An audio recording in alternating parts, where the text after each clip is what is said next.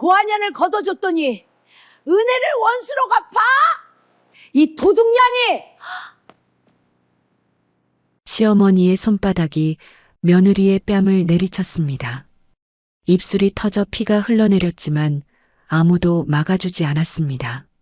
남편은 아내의 짐을 길바닥에 내던지고 다른 여자의 허리를 감싸 안았습니다. 시장 상인들은 수군거렸고 10년간 새벽부터 밤까지 일하며 쌓아 올린 모든 것이 단 하루 만에 무너져 내렸습니다. 자기 이름으로 된 자기 가게 앞에서 그녀는 쫓겨나 맨발로 빗속을 걸어야 했습니다. 그 순간 그녀 앞에 나타난 의문의 검은 세단. 그 절망의 끝에서 아무도 상상하지 못했던 운명의 수레바퀴가 다시 구르기 시작합니다. 시작 전 구독과 좋아요를 눌러주시고 어디서 듣고 계신지 알려주시면 고마운 마음을 담아 그쪽으로 큰절 올리겠습니다. 그럼 오늘의 사연 시작합니다. 새벽 4시 낡은 탁상 시계가 째깍거리다 못해 날카로운 알람을 쏟아냈습니다. 미정은 이불 밖으로 손을 뻗다가 저절로 얼굴을 찡그렸습니다. 밤새 퉁퉁 부어오른 손가락 마디마디가 뻣뻣하게 굳어 있었거든요. 주먹을 쥐었다 펴기를 몇 번, 겨우 손의 감각이 돌아오자 미정은 소리 없이 자리에서 일어났습니다.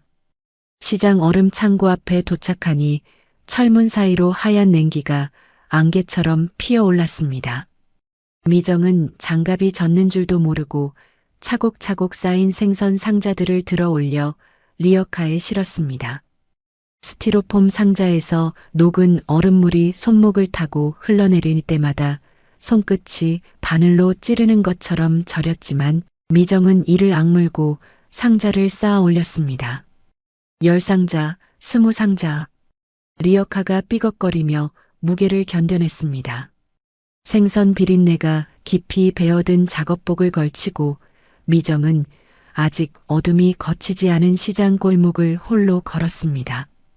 가로등 불빛 아래로 미정의 그림자만 길게 늘어졌고 리어카 바퀴가 젖은 바닥을 구르는 소리만이 텅 빈 골목에 울려 퍼졌습니다. 이 시간 이 골목을 걷는 사람은 언제나 미정 혼자였습니다. 가게 앞에 도착한 미정은 익숙한 동작으로 녹슨 셔터를 끌어올렸습니다. 기익하는 금속 소리가 새벽 공기를 갈랐죠. 미정은 앞치마를 두르고 도마 앞에 섰습니다. 칼을 집어들고 생선의 배를 가르자 내장이 미끄러지듯 쏟아져 나왔습니다. 10마리, 20마리. 미정의 손은 거침없이 움직였습니다. 이 일을 시작한 지 벌써 10년이 넘었으니까요. 사실 이 생선 가게는 누가 뭐래도 미정의 것이었습니다. 결혼하기 전 미정은 이 시장 바닥에서 10년을 구르며 한 푼 두 푼 돈을 모았습니다. 남들이 잠든 새벽에 일어나 생선을 날랐고 남들이 퇴근한 밤에도 가게를 지켰습니다. 그렇게 피와 땀으로 모은 돈으로 이 가게를 직접 인수했고 등기부등본에 찍힌 이름도 오롯이 미정의 것이었습니다. 미정은 가게 한쪽 벽에 붙어있는 자가점포 허가증을 걸레로 정성스럽게 닦았습니다. 누렇게 바랜 종이 위에 선명하게 남아있는 자신의 이름 석자를 바라보며 미정의 입꼬리가 살며시 올라갔습니다. 부모 없이 자란 미정에게 이 가게는 세상에서 유일하게 자기 이름이 적힌 것이었으니까요. 이 작은 가게가 미정에게는 전 재산이자 삶의 버팀목이었습니다. 그런데 그 시각 남편 기수는 미정이 새벽부터 땀을 흘리며 장사 준비를 하는 동안 안방에서 느긋하게 몸을 뒤척이고 있었습니다. 기수는 미정이 나간 것을 확인하자마자 슬그머니 자리에서 일어나 안방 서랍 깊숙한 곳으로 손을 뻗었습니다. 양말 뭉치 사이에 숨겨둔 비상금 봉투, 미정이 혹시 모를 일에 대비해 한 장, 두 장 모아둔 그 돈이었습니다. 기수는 봉투를 펼쳐 5만 원짜리 몇 장을 뽑아내더니 아무렇지도 않게 주머니에 쑤셔 넣었습니다. 기수는 핸드폰을 귀에 대고 나지막하게 속삭였습니다. 유나야, 오늘 저녁에 호텔에서 보자. 응, 내가 다 준비할게. 내연녀 유나와의 통화를 마친 기수는 거울 앞에서 머리를 매만지며 능글맞은 미소를 지었습니다. 그리고 미정에게 짧은 문자 한 통을 보냈습니다. 친구 부친상이라 늦을 것 같다. 밥 차려놓지 마라. 미정이 새벽부터 생선 비린내를 맡으며 가게를 지키는 동안 기수는 화려한 정장에 향수까지 뿌리고 집을 나섰습니다. 호텔 로비에 먼저 도착한 기수는 소파에 앉아 다리를 꼬고 여유롭게 유나를 기다렸습니다. 잠시 후 유나가 나타나자 기수는 주머니에서 작은 상자 하나를 꺼내 유나의 목에 걸어주었습니다. 반짝이는 금빛 목걸이였습니다. 미정이 새벽마다 얼음물에 손을 담그며 번 돈으로 산 것이었죠. 유나가 목걸이를 매만지며 입술을 비죽 올렸습니다. 자기 와이프는 이런 거 있는 줄도 모르지? 시장에서 생선이나 만지고 있을 텐데. 기수가 유나의 말에 맞장구를 치며 킥킥거렸습니다. 그 순간 미정은 가게에서 손님 한 분에게 고개를 숙여가며 생선을 팔고 있었습니다. 남편이 자기가 번 돈으로 다른 여자에게 목걸이를 사준다는 사실을 미정은 까맣게 모르고 있었습니다. 그날 오전 시어머니 경자는 가게 안으로 성큼성큼 들어서더니 미정이 가게 안쪽에 정성스럽게 차려놓은 아침상을 내려다보았습니다. 멸치볶음, 김치찌개, 달걀말이. 새벽에 장사 준비를 하면서도 시어머니 밥상만큼은 빠뜨리지 않았던 미정의 정성이 담긴 상이었습니다. 경자는 젓가락으로 반찬을 톡톡 건드리더니 미간을 잔뜩 구기며 입을 열었습니다. 이게 사람이 먹을 반찬이야? 비린내가 여기까지 올라온다. 미정이 고개를 숙이며 조심스럽게 대답했습니다. 죄송합니다, 어머니. 다시 차려드릴까요? 하지만 경자는 그 말을 기다렸다는 듯이 목소리를 한층 더 높였습니다.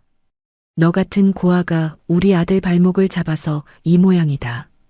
부모도 없는 것이 어디서 기술을 꼬셔가지고 이 꼴로 살게 만들어? 고아. 그 한마디가 미정의 가슴에 못처럼 박혔습니다. 몇 년을 들어도 익숙해지지 않는 말이었습니다. 미정은 입술을 꽉 깨물었습니다. 눈시울이 뜨거워졌지만 미정은 고개를 더 깊이 숙여 눈물이 떨어지는 것을 감추었습니다. 시장 상인들의 눈이 있었으니까요. 경자가 투덜거리며 자리를 뜨고 나서야 미정은 겨우 숨을 내쉬었습니다. 상위에 남은 잔반들, 경자가 젓가락으로 찔러놓은 반찬들을 미정은 한쪽으로 모아 대충 입에 넣었습니다. 제대로 된 밥 한 끼 먹을 여유가 없었습니다. 곧 점심 손님들이 밀려올 시간이었으니까요. 미정은 다시 도마 앞에 섰습니다. 칼을 잡은 손이 미세하게 떨렸지만 미정은 깊이 숨을 들이쉬고 다시 생선의 배를 갈랐습니다. 비린내 나는 이 가게가 자신의 전부라는 것을 미정은 알고 있었습니다. 그래서 멈출 수 없었습니다. 하지만 이때까지만 해도 미정은 몰랐습니다. 자신의 이 작은 가게를 둘러싸고 남편과 시어머니가 어떤 끔찍한 계획을 꾸미고 있는지, 그리고 이 가게가 미정의 인생을 송두리째 뒤흔드는 폭풍의 눈이 될 것이라는 사실을요. 그 무렵 시장 골목마다 이상한 소문이 바람처럼 퍼지고 있었습니다. 최고건설이라는 대기업이 이 일대를 전면 재개발한다는 이야기였죠. 처음에는 반신반의하던 상인들도 구청 앞에 재개발 예정 안내문이 붙자 술렁이기 시작했습니다. 누구는 보상금이 수억이 넘을 거라 했고, 누구는 새 상가에 입주할 수 있다며 들떴습니다. 시장 전체가 기대와 불안 사이에서 출렁이는 나날이었습니다. 그런데 이 소문에 가장 빠르게 귀를 세운 사람은 따로 있었습니다. 시어머니 경자였습니다. 시어머니 경자는 소문을 듣자마자 시장 번영의 사무실로 달려갔습니다. 좁은 사무실 안에서 시어머니 경자는 번영의 간사를 붙잡고 캐묻기 시작했습니다. 보상금이 어떻게 나오는 거야? 누구한테 나오냐고. 간사가 서류를 뒤적이며 답했습니다. 보상금은 가게 명의자한테 나갑니다. 등기부에 이름이 올라가 있는 사람이 받는 거예요. 가게 명의자. 그 말을 듣는 순간 시어머니 경자의 눈빛이 달라졌습니다. 미정의 생선가게는 미정 본인 명의였으니까요. 재개발 보상금이 아무리 많이 나와도 지금 상태로는 한 푼도 시어머니 경자의 손에 들어오지 않는다는 뜻이었습니다. 시어머니 경자는 입술을 질끈 깨물고 사무실을 나섰습니다. 집으로 돌아온 시어머니 경자는 현관문을 열자마자 남편 기수를 안방으로 불러들였습니다. 방문을 닫고 목소리를 낮춘 시어머니 경자의 얼굴에는 다급함과 탐욕이 뒤섞여 있었습니다. 기수야, 재개발 보상금이 가게 명의자한테 나간대. 지금 그 가게가 누구 명의로 되어 있는 줄 알아? 남편 기수가 머쓱한 표정으로 고개를 긁적였습니다. 미정이 명의 아니야? 시어머니 경자가 이를 갈듯 내뱉었습니다. 그러니까 그 고한연 명의로 된 가게부터 어떻게든 뺏어야 해.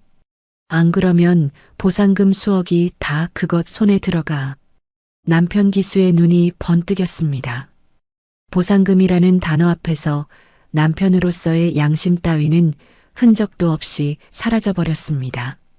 남편 기수는 두 주먹을 불끈 쥐며 고개를 끄덕였습니다. 엄마 말이 맞아. 보상금만 있으면 우리 빚도 갚고 새 삶을 살 수 있다. 내가 어떻게든 해볼게. 시어머니 경자가 만족스러운 눈빛으로 아들의 어깨를 두드렸습니다. 어머니와 아들이 며느리의 전 재산을 빼앗을 궁리를 하고 있다는 사실이 밖에서 생선을 손질하고 있을 미정은 꿈에도 모르고 있었습니다. 그날 밤 남편 기수는 미정이 잠든 것을 확인하고 화장실로 숨어 들어갔습니다. 수돗물을 틀어놓고 내연녀 유나에게 전화를 걸었습니다. 유나야, 나 이제 곧 시장 바닥생활 청산한다. 재개발 보상금이 어마어마하게 나올 거거든. 그 돈이면 너랑 살 집도 구하고 뭐든 할 수 있어. 내연녀 유나가 전화기 너머로 달콤하게 웃었습니다. 정말? 그럼 강남 쪽으로 알아봐. 나 강남 살고 싶어. 남편 기수는 아직 손에 쥔 것이 아무것도 없으면서 이미 수억을 손에 넣은 사람처럼 들떠 있었습니다.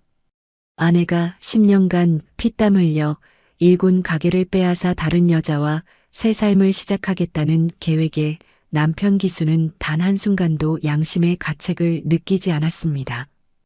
다음 날 시어머니 경자의 행동은 더욱 노골적으로 변했습니다.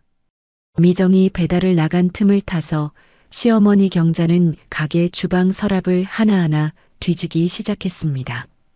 행주 및 앞치마 주머니 안, 금고 옆 선반 위. 시어머니 경자의 손이 찾고 있는 것은 미정의 인감도장이었습니다. 가게 명의를 바꾸려면 인감이 필요하다는 것을 시어머니 경자는 이미 알고 있었거든요. 하지만 그날은 인감을 찾지 못했습니다.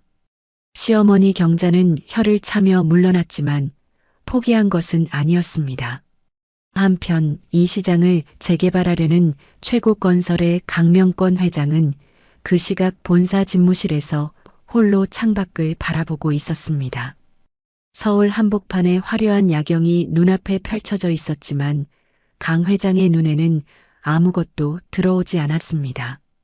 책상 위에 놓인 낡은 사진 한 장, 젊은 시절 아내의 품에 안겨 있는 갓난아이의 사진만이 강 회장의 시선을 붙들고 있었습니다.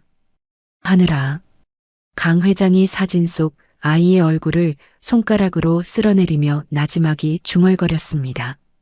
내 딸이 살아있다면 꼭 이 시장 근처일 것 같다. 그때 마지막으로 내 손을 놓친 곳이 그 근처였으니까.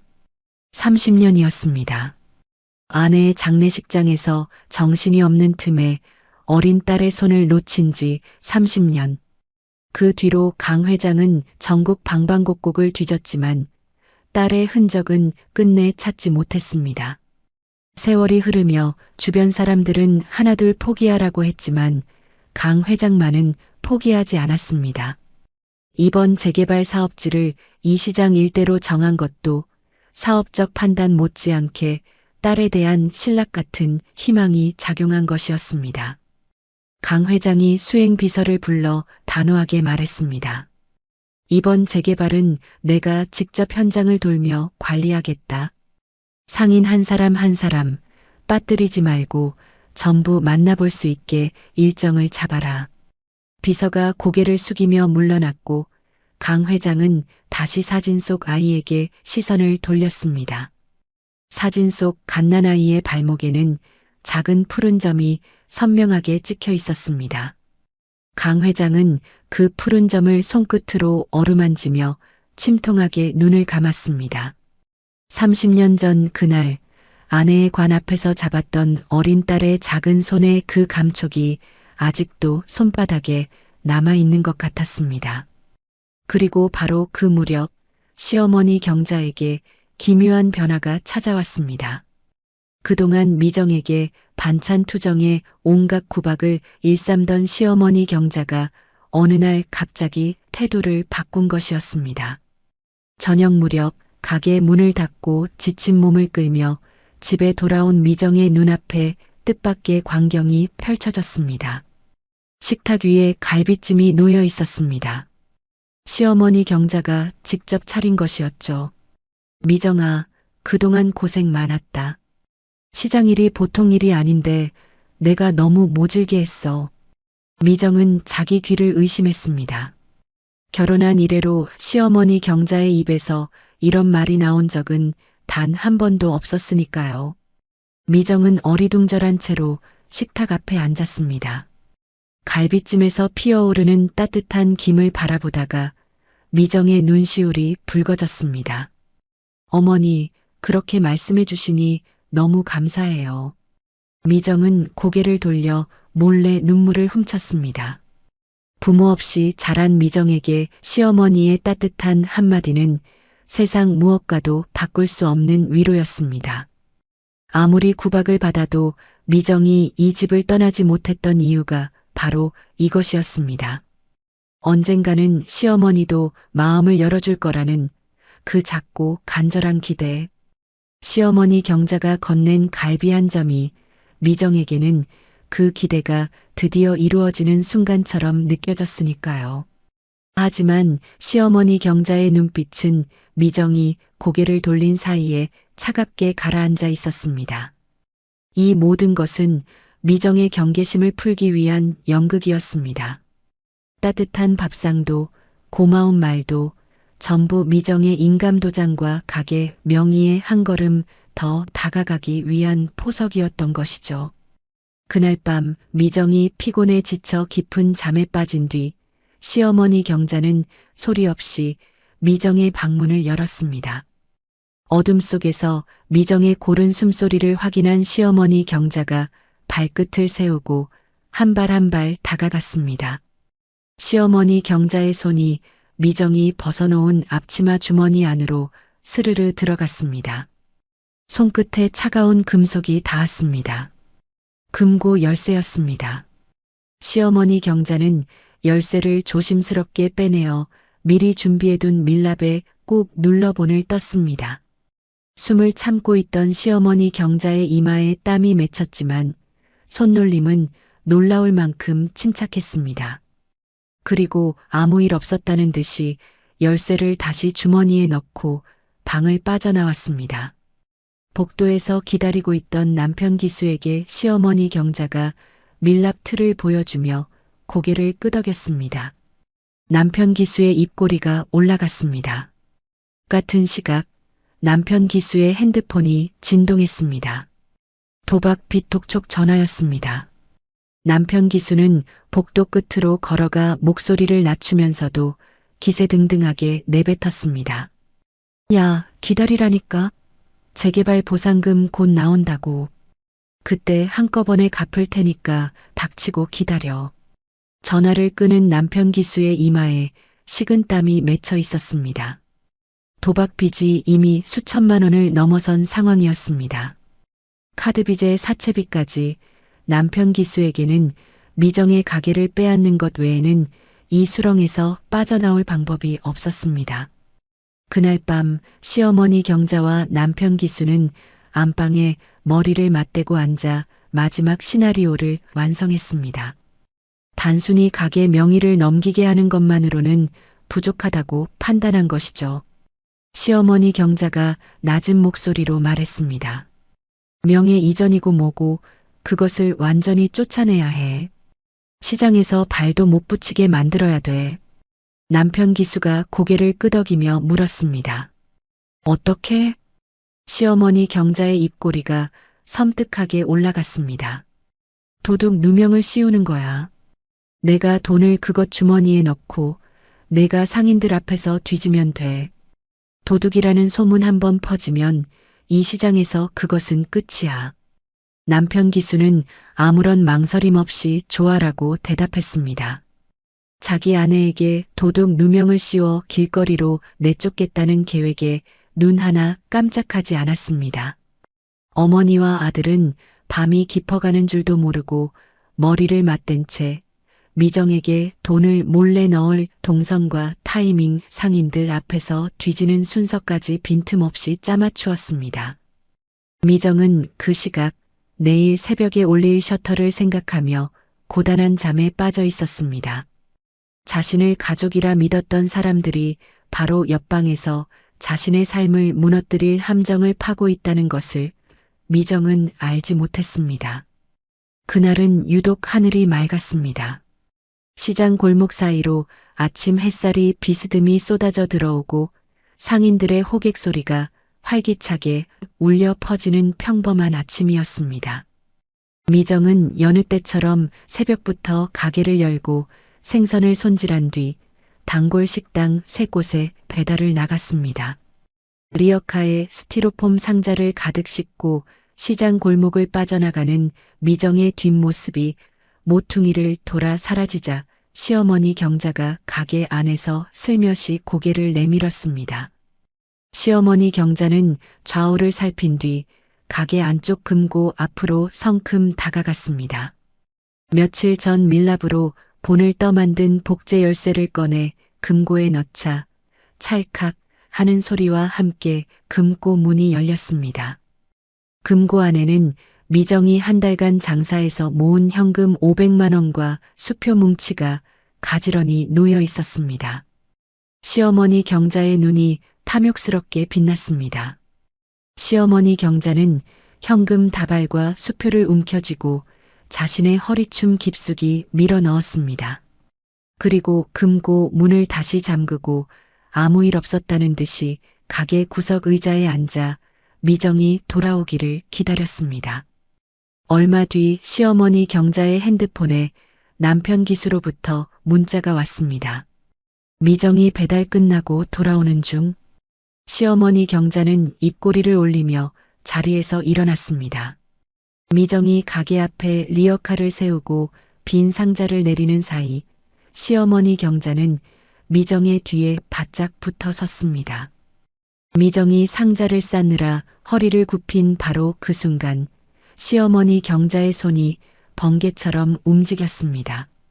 미정의 앞치마 주머니 깊숙한 곳에 빳빳한 돈뭉치가 밀려 들어갔습니다. 미정은 상자를 나르느라 정신이 없어서 자기 주머니에 무엇이 들어갔는지 전혀 눈치채지 못했습니다.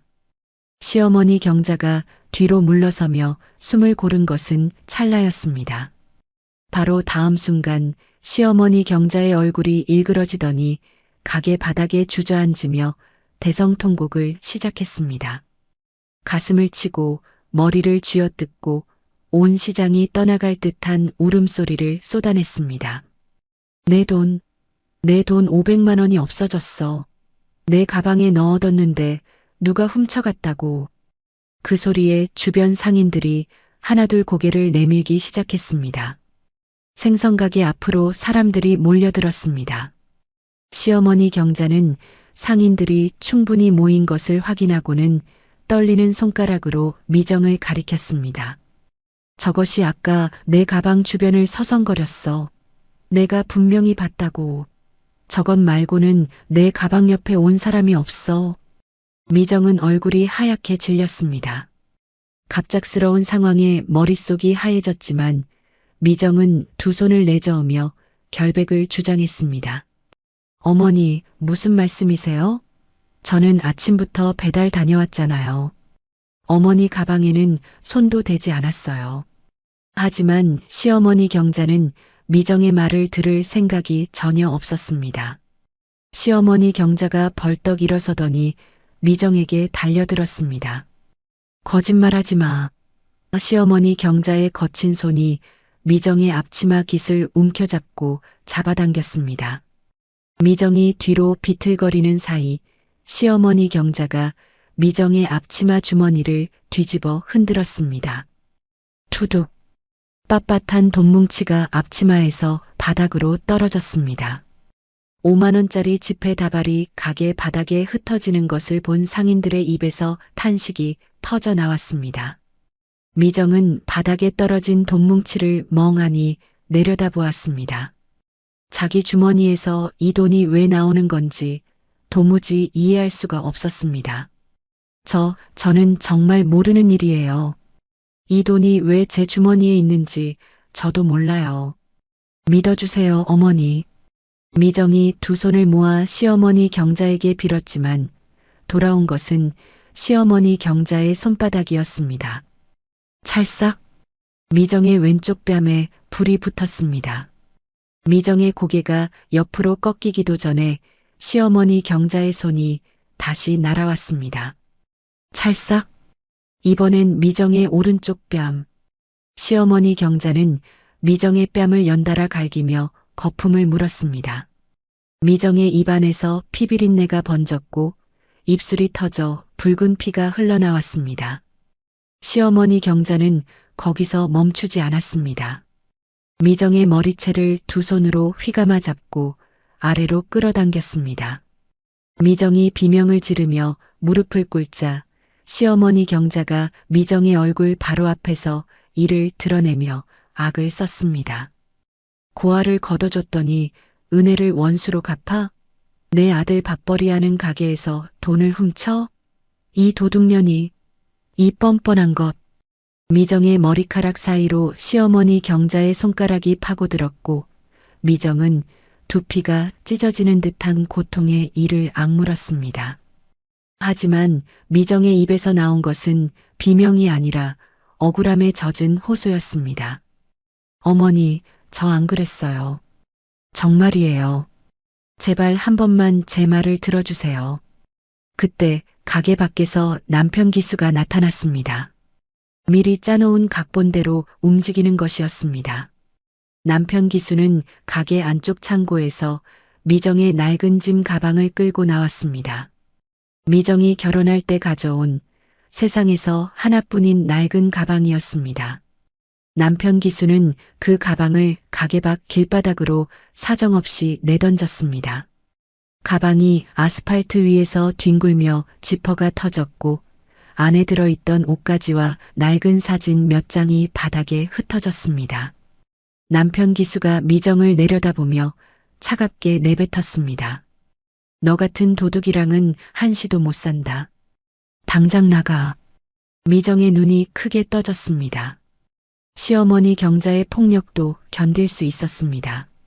하지만 남편마저 자기 편이 아니라는 사실이 미정의 마지막 버팀목을 무너뜨렸습니다.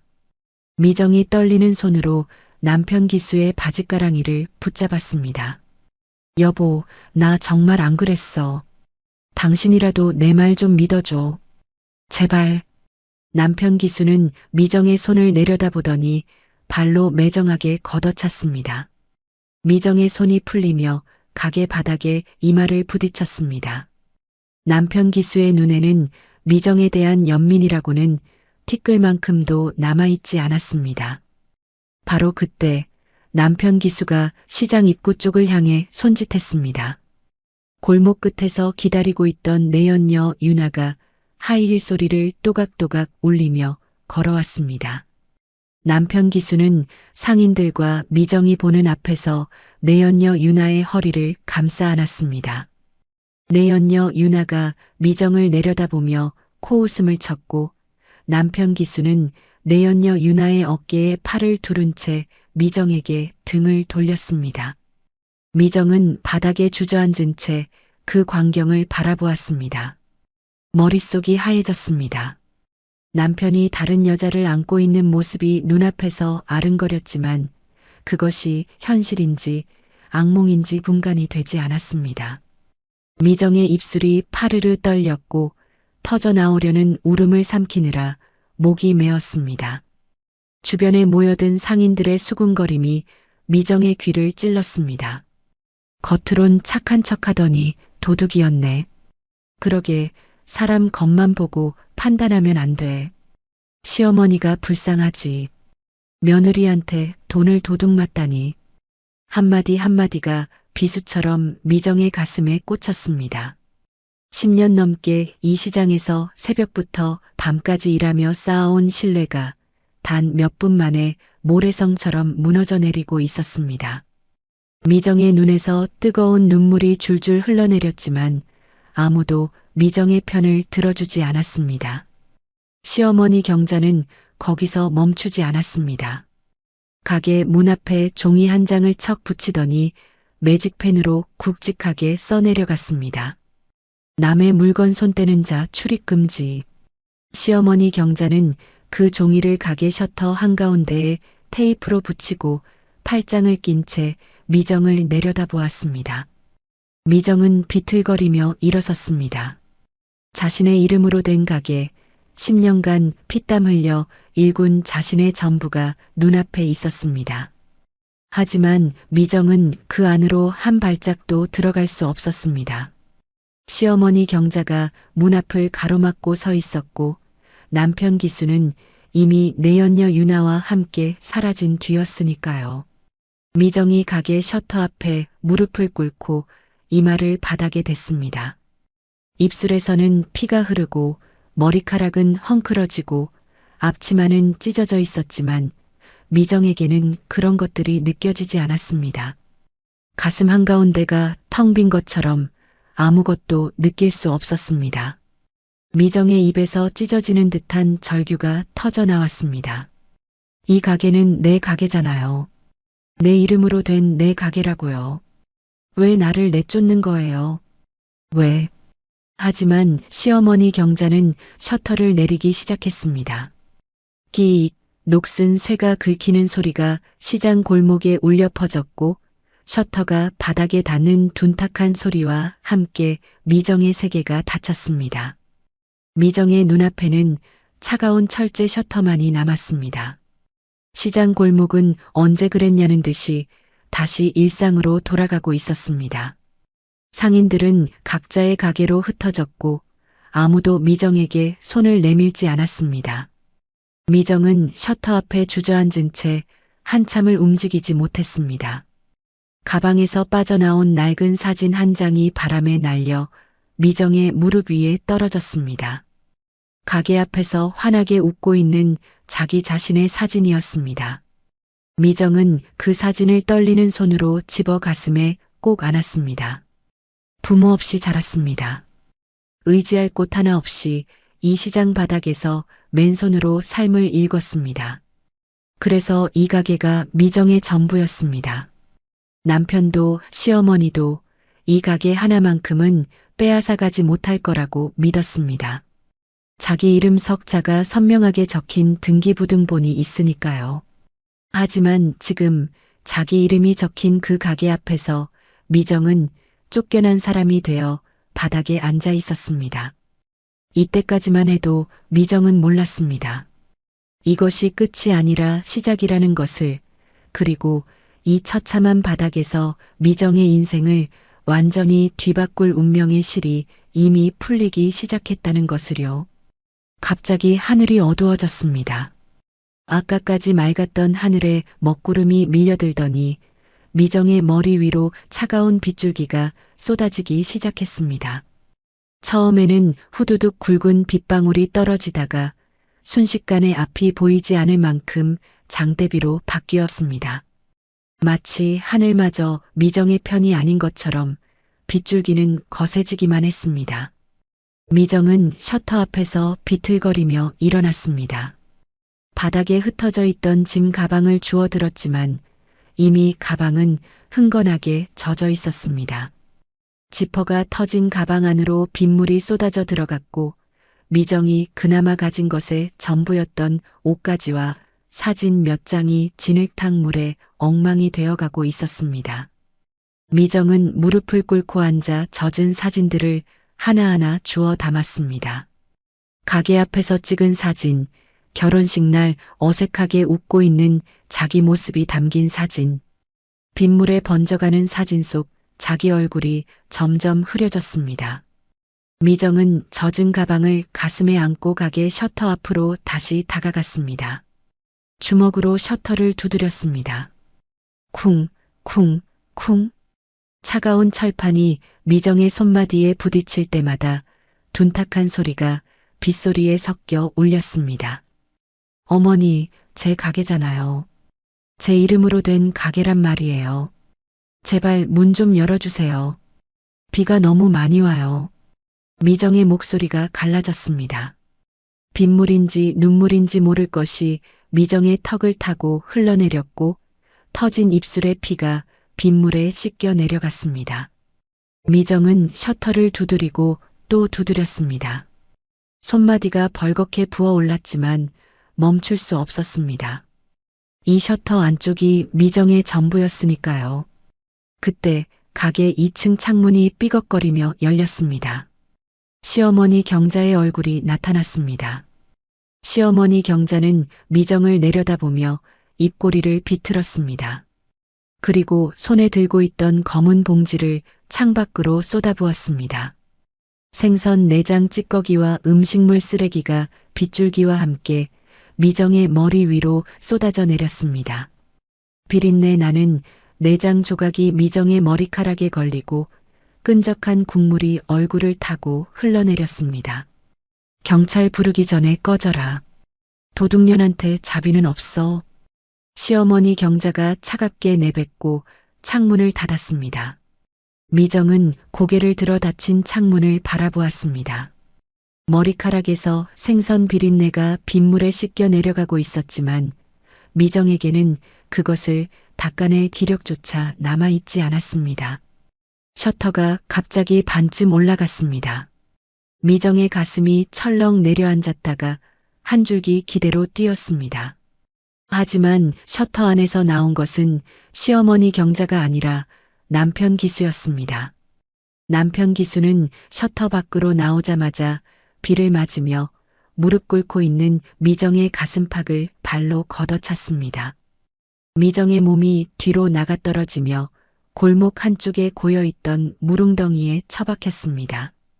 등이 먼저 바닥에 부딪혔고 탁한 빗물이 사방으로 튀었습니다. 미정이 기침을 하며 몸을 일으키려 했지만 남편 기수는 이미 미정의 짐 가방을 발로 걷어차고 있었습니다. 가방이 시장 끝 쓰레기 더미 쪽으로 굴러갔고 안에 남아있던 옷가지들이 빗물에 흩어졌습니다. 남편 기수가 미정을 내려다보며 이를 드러냈습니다. 다시 나타나기만 해봐. 알아들었어? 남편 기수의 목소리에는 한치의 망설임도 없었습니다. 몇 년을 함께 산 아내에게 던지는 말이라고는 믿기지 않을 만큼 차가웠습니다. 남편 기수는 미정에게 등을 돌리고 다시 가게 안으로 들어갔습니다. 셔터가 내려오고 자물쇠가 채워지는 소리가 빗소리 사이로 또렷하게 들렸습니다. 그리고 마지막으로 남편 기수의 비웃음 섞인 콧소리가 셔터 너머로 흘러나왔습니다. 가게 안은 미정이 쫓겨난 것이 축제라도 되는 것처럼 환했습니다. 시어머니 경자가 술과 비싼 안주를 차려놓고 남편 기수와 내연녀 유나에게 술을 따르고 있었습니다. 탁자 위에는 미정의 가게 인감도장이 놓여 있었습니다. 시어머니 경자가 인감을 손가락으로 톡톡 치며 만족스러운 미소를 지었습니다. 남편 기수가 내연녀 유나의 잔에 술을 채우며 장담했습니다. 내일 당장 이 가게 명의 내 이름으로 바꿀 거야. 재개발 보상금까지 합치면 우리 인생 확 바뀐다. 내연녀 유나가 술잔을 들며 킥킥거렸습니다. 역시 오빠가 최고야. 그 시장 아줌마는 이제 어디서 뭐라고 살까? 시어머니 경자가 젓가락을 내려놓으며 코웃음을 쳤습니다. 어디서 뭘 하긴 고아가 갈 데가 어디 있어. 길바닥에서 굶어 죽든 말든 우리가 알 바 아니지. 세 사람의 웃음소리가 가게 안에 울려 퍼졌습니다. 미정이 10년간 새벽마다 일어나 닫고 가꾼 가게에서 미정을 내쫓은 사람들이 술판을 벌이고 있었습니다. 그 시각 미정은 시장 골목을 정처 없이 걷고 있었습니다.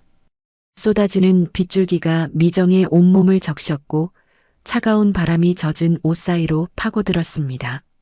미정의 다리가 몇 번이나 휘청거렸습니다. 발이 미끄러져 무릎이 바닥에 부딪혔다가 겨우 일어서서 다시 걸었다가 또 비틀거렸습니다. 어디로 가야 하는지, 어디로 갈 수 있는지 미정은 아무것도 알 수 없었습니다. 갈 곳이 없었습니다. 부모도 형제도 친척도 없었으니까요. 세상에서 미정에게 문을 열어줄 곳은 아무데도 없었습니다. 시장 끝 경비실 앞을 지나는데 경비원이 우산을 쓰고 나왔습니다. 미정은 잠깐 발을 멈추었습니다. 혹시 경비원이라도 자기를 알아봐주지 않을까 하는 신락 같은 기대가 스쳤습니다. 하지만 경비원은 미정의 행색을 위아래로 훑어보더니 얼굴을 찡그렸습니다. 여기서 이러면 안 됩니다. 손님들 다니는데 이게 뭡니까? 나가세요. 경비원이 미정의 어깨를 밀어 시장 밖으로 내몰았습니다. 미정은 뒤를 돌아보았지만 경비원은 이미 경비실 안으로 들어가 문을 닫았습니다. 10년 넘게 이 시장에서 얼굴을 맞대고 살았던 사람이었습니다. 하지만 도둑이라는 누명 한 방에 미정은 이 시장에서 사람 취급조차 받지 못하는 존재가 되어 있었습니다. 미정은 시장 정문을 빠져나왔습니다. 그때 문득 발밑이 이상하게 차갑다는 것을 느꼈습니다. 고개를 숙여보니 신발 한 짝이 없었습니다. 언제 벗겨진 것인지도 모르겠었습니다. 남은 한 짝마저 물에 젖어 질퍽거렸습니다. 미정은 그 신발도 벗어서 손에 들었습니다. 맨발이 차가운 아스팔트에 닿자 발바닥이 얼음장을 밟은 것처럼 시렸지만 미정은 걸음을 멈추지 않았습니다. 멈추면 그대로 주저앉아 다시는 일어나지 못할 것 같았으니까요. 빗줄기 사이로 미정의 맨발이 아스팔트 위에 찍히고 그 발자국이 빗물에 씻겨 사라지기를 반복했습니다. 머리카락에서 빗물이 줄줄 흘러내렸고 찢어진 앞치마가 바람에 나풀거렸습니다. 미정은 걸었습니다. 어디로 가는지도 모른 채 그저 걸었습니다. 가슴속에서 무언가가 끊어지는 소리가 들렸지만 미정은 그것이 무엇인지 생각할 여유조차 없었습니다. 시장 뒤편 큰 길에 나섰을 때 빗줄기가 더욱 거세졌습니다. 앞이 보이지 않았습니다. 미정의 눈앞에 보이는 것이라고는 빗물에 번지는 가로등 불빛뿐이었습니다. 미정의 발걸음이 점점 느려졌습니다. 다리에 힘이 풀려가고 있었습니다. 시야가 흐려졌고 몸이 앞으로 기울기 시작했습니다. 미정은 그 순간에도 생각했습니다. 내가 뭘 잘못한 걸까? 새벽마다 일어나 생선을 날랐고 시어머니의 구박을 묵묵히 견뎠고 남편의 빈자리를 불평 한마디 없이 지켰습니다. 그런데 왜 이렇게 된 걸까? 왜 아무도 내 편이 아닌 걸까?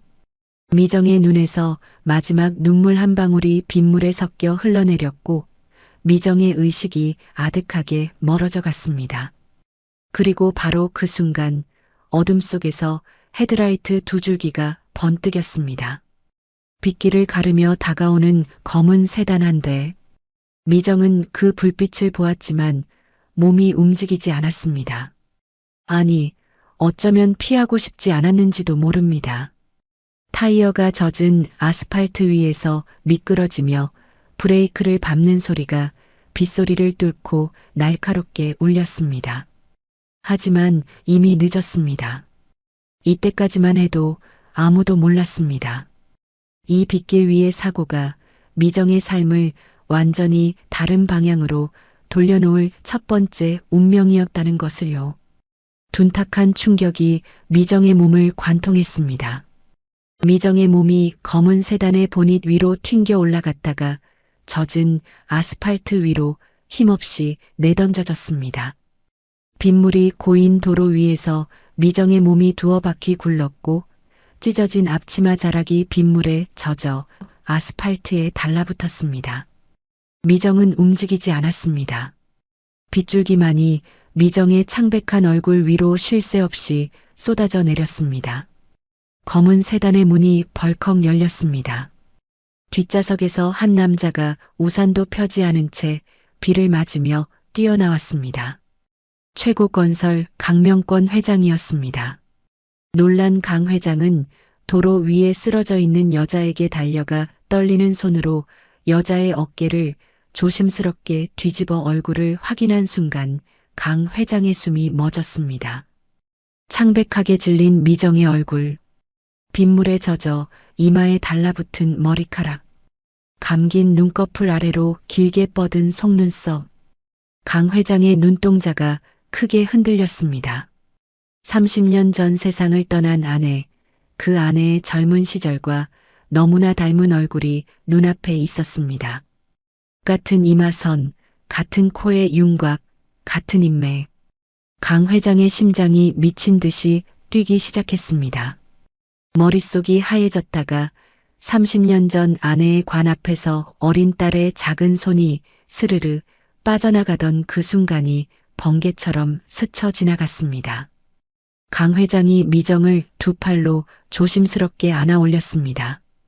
미정의 고개가 축 늘어져 강 회장의 팔 위에 걸렸고 입술 사이로 가느다란 숨소리만이 새어나왔습니다. 이보시오. 제발 정신 차려보시오. 강 회장이 절규하듯 외치며 비서를 돌아보았습니다. 당장 응급실로 가. 가장 가까운 대학병원으로 지금 당장. 비서가 급히 차 문을 열었고 강 회장은 미정을 품에 안은 채 뒷좌석에 올라탔습니다. 검은 세단이 빗길을 가르며 질주하는 동안 강 회장은 미정의 차가운 손을 꼭 쥐고 놓지 않았습니다. 미정의 손끝은 얼음장처럼 차가웠고 맥박은 가늘게 떨리고 있었습니다. 강 회장의 눈에서 뜨거운 것이 흘러내렸습니다. 그것이 빗물인지 눈물인지 강 회장 자신도 알 수 없었습니다. 그 시각 시어머니 경자는 미정의 가게 안에서 콧노래를 부르고 있었습니다. 재개발 보상금 신청 서류를 탁자 위에 펼쳐놓고 한 칸 한 칸 정성스럽게 채워 넣고 있었죠. 시어머니 경자의 볼펜이 서류 위를 미끄러질 때마다 입꼬리가 점점 더 올라갔습니다. 보상금 예상 금액란에 적힌 숫자가 시어머니 경자의 눈을 반짝이게 했습니다. 가게 안쪽 소파에서는 남편 기수와 내연녀 유나가 명품 카탈로그를 펼쳐놓고 킬킬거리고 있었습니다. 남편 기수가 카탈로그 속 가방을 손가락으로 짚으며 말했습니다. 이거 사줄까? 보상금 나오면 이런 거 10개도 살 수 있어. 내연녀 유나가 남편 기수의 팔에 매달리며 웃었습니다. 그 시장 아줌마는 어디 갔을까? 우리가 이렇게 잘 되는데 방해꾼도 없고 완전 인생 역전이다. 남편 기수가 내연녀 유나의 머리를 쓸어내리며 낄낄거렸습니다. 미정이 그 고아 갈 데도 없는데 이 비에 어디서 뭘 하고 있을까? 아, 우리랑 상관없는 일이지. 두 사람의 웃음소리가 가게 안에 울렸습니다. 미정이 10년간 새벽마다 닦았던 바닥 위에서 미정을 내쫓은 사람들이 미정의 돈으로 산수를 마시며 미정의 미래를 비웃고 있었습니다. 얼마 뒤 시장 골목이 다시 술렁이기 시작했습니다. 상인 하나가 숨을 헐떡이며 시어머니 경자의 가게로 뛰어들어왔습니다. 경자 언니, 큰일 났어. 미정이가 시장 뒤편 큰 길에서 차에 치였대. 그런데 그게 재벌 회사 차래. 시어머니 경자가 볼펜을 놓고 고개를 들었습니다. 놀란 표정이 스치는가 싶더니 시어머니 경자의 눈빛이 순식간에 달라졌습니다. 입술 한쪽이 미세하게 올라가더니 시어머니 경자가 상인에게 되물었습니다. 재벌차? 어느 재벌인데? 최고건설 회장님 차례. 병원에 실려갔다는데 의식이 없다더라고. 시어머니 경자의 눈이 번뜩였습니다. 보상금 서류를 내려놓은 시어머니 경자의 머릿속에서 주파날이 빠르게 튕겨지고 있었습니다. 재벌 회장차에 치였다. 의식불명이다. 이 두 가지 사실이 시어머니 경자의 머릿속에서 하나의 그림으로 합쳐지는 데는 단 3초도 걸리지 않았습니다. 재벌 차면 합의금이 얼마야? 교통사고에 의식불명이면 억 단위는 기본 아니야? 시어머니 경자가 벌떡 일어서며 남편 기수를 불렀습니다. 남편 기수는 내연녀 유나의 곁에서 카탈로그를 보다가 어머니의 다급한 목소리에 고개를 돌렸습니다.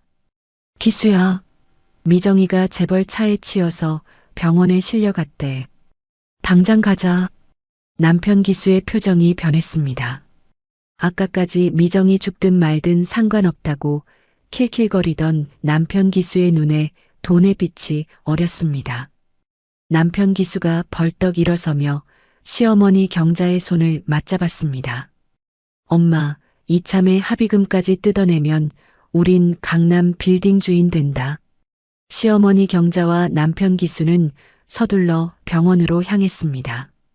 불과 몇 시간 전에 미정을 쫓아내며 다시는 얼굴도 보지 말라고 했던 사람들이 합의금 냄새를 맡자 미정의 보호자를 자처하며 달려가는 꼴이었습니다. 병원 응급실 앞에 도착한 시어머니 경자는 복도에 들어서자마자 연기를 시작했습니다. 아까까지 미정이 죽든 말든이라고 했던 입에서 통곡이 터져 나왔습니다. 시어머니 경자는 응급실 문 앞에서 바닥에 주저앉으며 가슴을 치고 울부짖었습니다. 아이고, 우리 며느리. 내 불쌍한 며느리가 이게 무슨 일이야. 제가 잠깐 한눈판 사이에 이런 일이. 간호사들이 달려와 진정시키려 했지만 시어머니 경자는 더 크게 울며 난리를 쳤습니다. 남편 기수도 옆에서 눈을 비비며 연기를 보탰습니다. 불과 몇 시간 전에 미정의 가슴팍을 발로 차서 무릉덩이에 처박았던 바로 그 발로 남편 기수는 병원 복도를 안절부절 걸어다니며 걱정하는 남편 행세를 했습니다. 강 회장은 응급실 맞은편 복도 끝에서 이 광경을 지켜보고 있었습니다. 강 회장의 눈은 차가웠습니다. 시어머니 경자와 남편 기수의 통곡을 바라보는 강 회장의 미간에 깊은 주름이 새겨졌습니다. 오랜 세월 사업을 하며 수없이 많은 사람을 봐온 강 회장이었습니다. 진심에서 우러나온 눈물과 돈을 노린 가식적인 눈물을 구별하는 것쯤은 어렵지 않았습니다.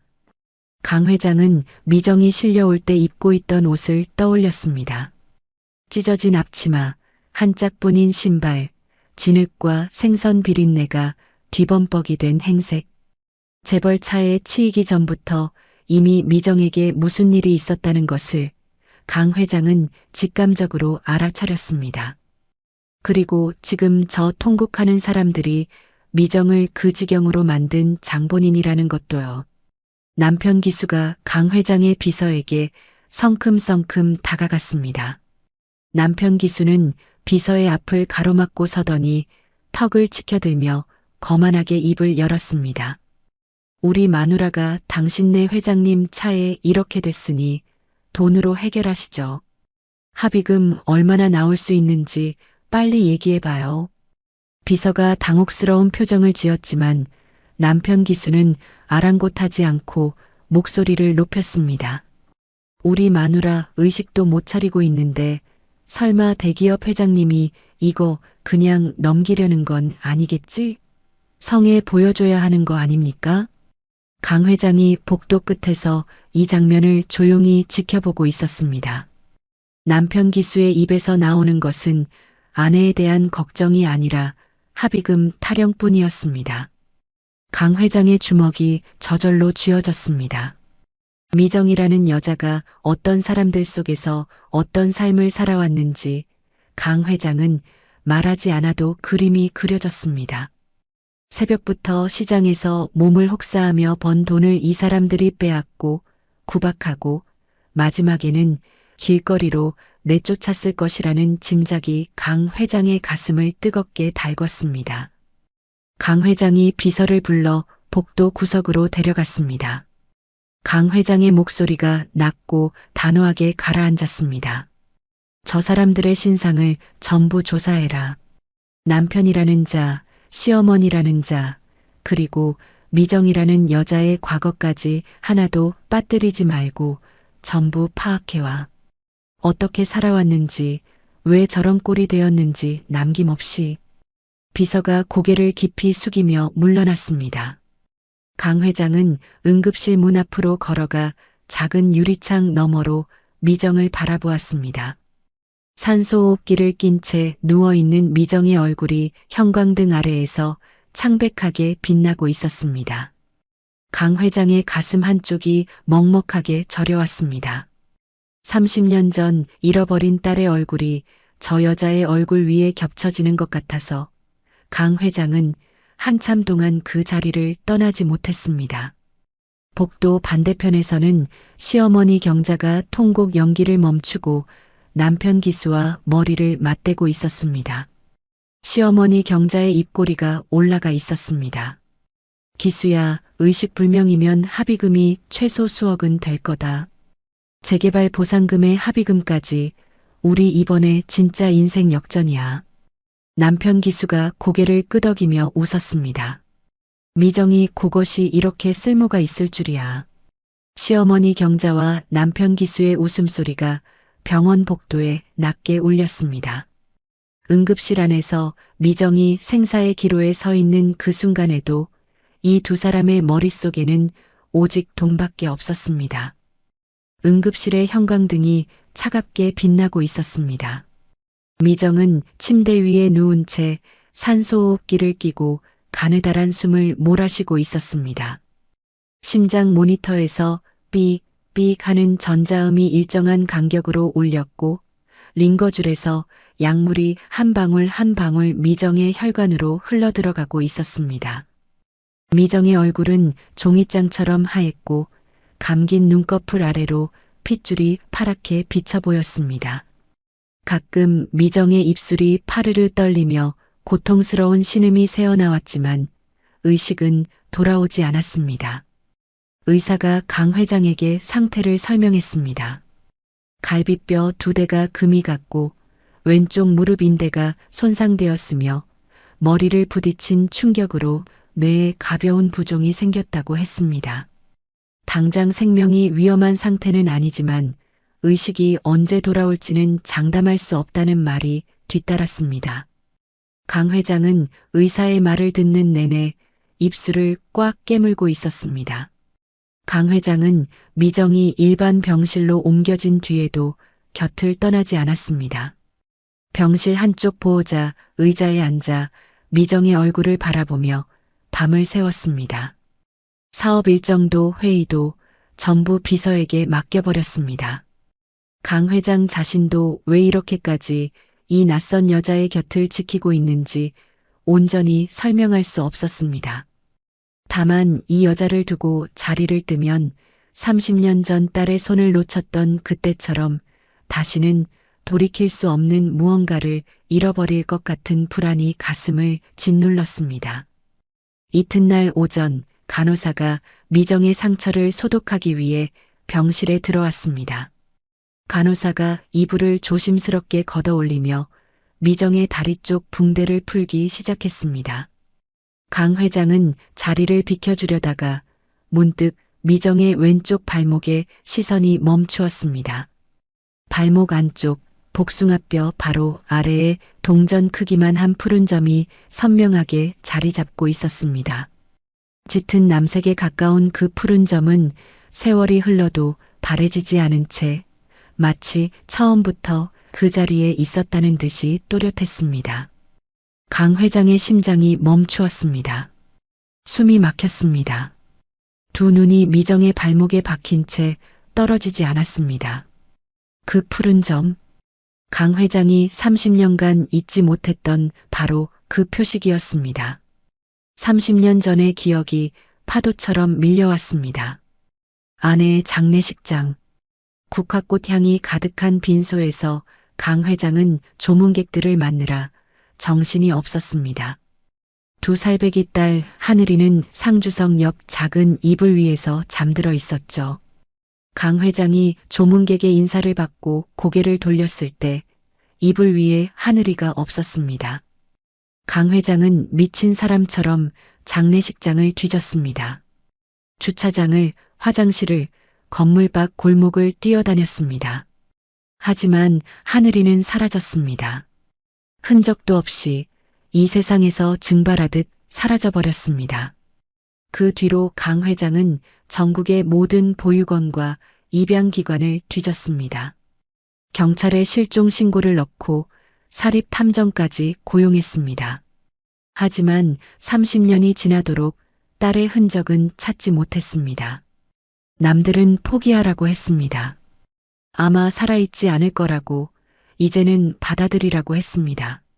하지만 강 회장은 단 한 번도 포기하지 않았습니다. 딸의 발목에 있던 푸른 점, 태어날 때부터 선명하게 찍혀 있던 그 점만이 강 회장이 딸을 알아볼 수 있는 유일한 단서였으니까요. 그런데 지금 그 푸른 점이 눈앞에 있었습니다. 강 회장의 손이 떨리기 시작했습니다. 간호사가 소독을 마치고 나간 뒤 강 회장은 침대 옆으로 다가가 미정의 발목을 떨리는 손으로 만졌습니다. 손끝에 닿는 미정의 피부가 차가웠지만 그 아래의 푸른 점은 강 회장의 기억 속 하늘이의 것과 위치도 크기도 색깔도 똑같았습니다. 강 회장의 눈에서 뜨거운 눈물이 쏟아졌습니다. 입술이 떨렸고 목이 메어 말이 나오지 않았습니다. 강 회장은 미정의 발목을 두 손으로 감싸 쥔 채 고개를 숙였습니다. 하늘아, 내 딸 하늘이냐? 내가 정말 내 하늘이냐? 강 회장의 어깨가 들썩였습니다. 최고건설의 회장, 수천억 자산가, 수만 명의 직원을 거느린 대기업의 수장이 병실 침대 옆에서 한 여자의 발목을 붙잡고 아이처럼 울고 있었습니다. 30년간 가슴속에 눌러놓았던 그리움과 죄책감과 슬픔이 한꺼번에 터져 나왔습니다. 하지만 강 회장은 감정에만 빠져 있을 사람이 아니었습니다. 눈물을 닦고 일어선 강 회장은 곧바로 비서를 불렀습니다.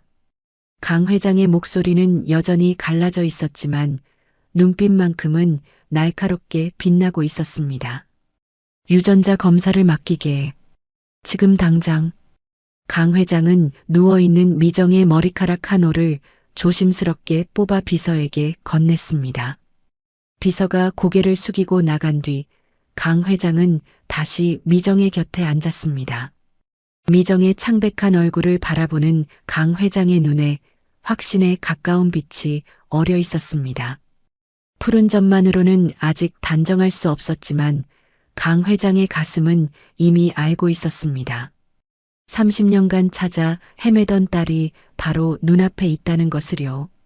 그 시각 병원 로비에서는 시어머니 경자와 남편 기수가 소란을 피우고 있었습니다.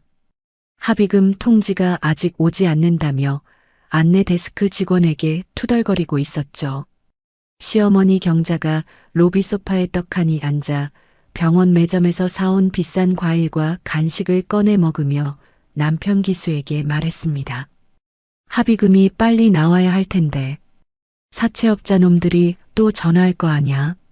남편 기수는 옆에서 캔커피를 마시며 내연녀 유나에게 전화를 걸었습니다. 유나야, 이제 곧 수십억 들어오니까 일 때려치워. 우리 이번에 진짜 대박이야. 내연녀 유나가 전화기 너머로 깔깔거렸습니다. 미정이 병실에서 의식도 돌아오지 않은 채 생사의 기로에 서 있는 그 시간, 남편이라는 사람은 다른 여자에게 전화해서 돈 자랑을 하고 있었습니다. 시어머니 경자는 로비 소파에 기대 앉아 다리를 꼬며 중얼거렸습니다. 미정이 그건 명줄도 길다. 차에 치여도 안 죽어. 차라리 죽어버리면 위자료까지 나올 텐데. 시어머니 경자는 혼잣말인 듯 내뱉었지만 그 말은 로비를 지나던 한 사람의 귀에 정확하게 꽂혔습니다. 강 회장의 수행 비서였습니다. 비서는 걸음을 멈추지 않고 지나가면서 시어머니 경자의 한마디를 빠짐없이 기억했습니다. 비서의 표정이 굳어졌지만 내색하지 않고 복도 끝을 돌아 강 회장에게 보고했습니다. 회장님, 시어머니라는 분이 로비에서 미정 씨가 차라리 죽어버리면 위자료까지 나올 거라고 말하는 것을 직접 들었습니다. 강 회장의 미간이 좁혀졌습니다. 주먹을 꽉 쥔 강 회장의 손등에 핏줄이 붉어져 나왔습니다. 며느리가 의식불명으로 누워 있는데 죽기를 바라는 시어머니라니. 강 회장의 머릿속에서 미정이 어떤 삶을 살아왔는지의 그림이 점점 선명하게 완성되어 가고 있었습니다. 강 회장은 미정의 침대 곁으로 돌아왔습니다. 의자를 바짝 당겨 앉은 강 회장이 미정의 차가운 손을 두 손으로 감싸 쥐었습니다. 미정의 손은 작고 거칠었습니다. 손바닥에 굳은 살이 두껍게 박혀 있었고 손가락 마디마디에 칼에 베인 상처 자국이 겹겹이 남아 있었습니다. 10년 넘게 새벽마다 생선을 손질한 손이었습니다. 강 회장은 그 손을 오래 바라보다가 나지막이 속삭였습니다. 미정아, 아니 하늘아. 이제 아빠가 다 해결할게. 아무 걱정 마라. 내가 당한 것들, 내가 하나도 빠짐없이 돌려줄 테니까. 강 회장의 목소리가 떨렸지만 그 안에 담긴 결의는 단단했습니다. 강 회장은 미정의 손을 놓지 않은 채 비서에게 고개를 돌렸습니다. 비서실장. 네, 회장님. 재개발도면 오경자 명의의 생선가게 구역을 빼도록 하게. 비서가 잠시 눈을 깜빡였습니다. 빼라는 말씀은 재개발 대상에서 제외하라는 뜻이십니까? 그래.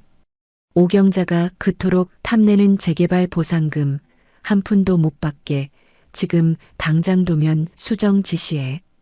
비서가 깊이 고개를 숙이고 병실을 나갔습니다. 강 회장은 다시 미정의 얼굴을 바라보았습니다. 산소호흡기 너머로 보이는 미정의 입술이 미세하게 떨리고 있었습니다. 강 회장은 이불을 미정의 어깨까지 끌어올려 덮어주며 자리에 앉았습니다. 병실 창밖으로 비가 그치고 있었습니다. 먹구름 사이로 한 줄기 빛이 비스듬히 내려와 미정의 침대 위를 비추었습니다.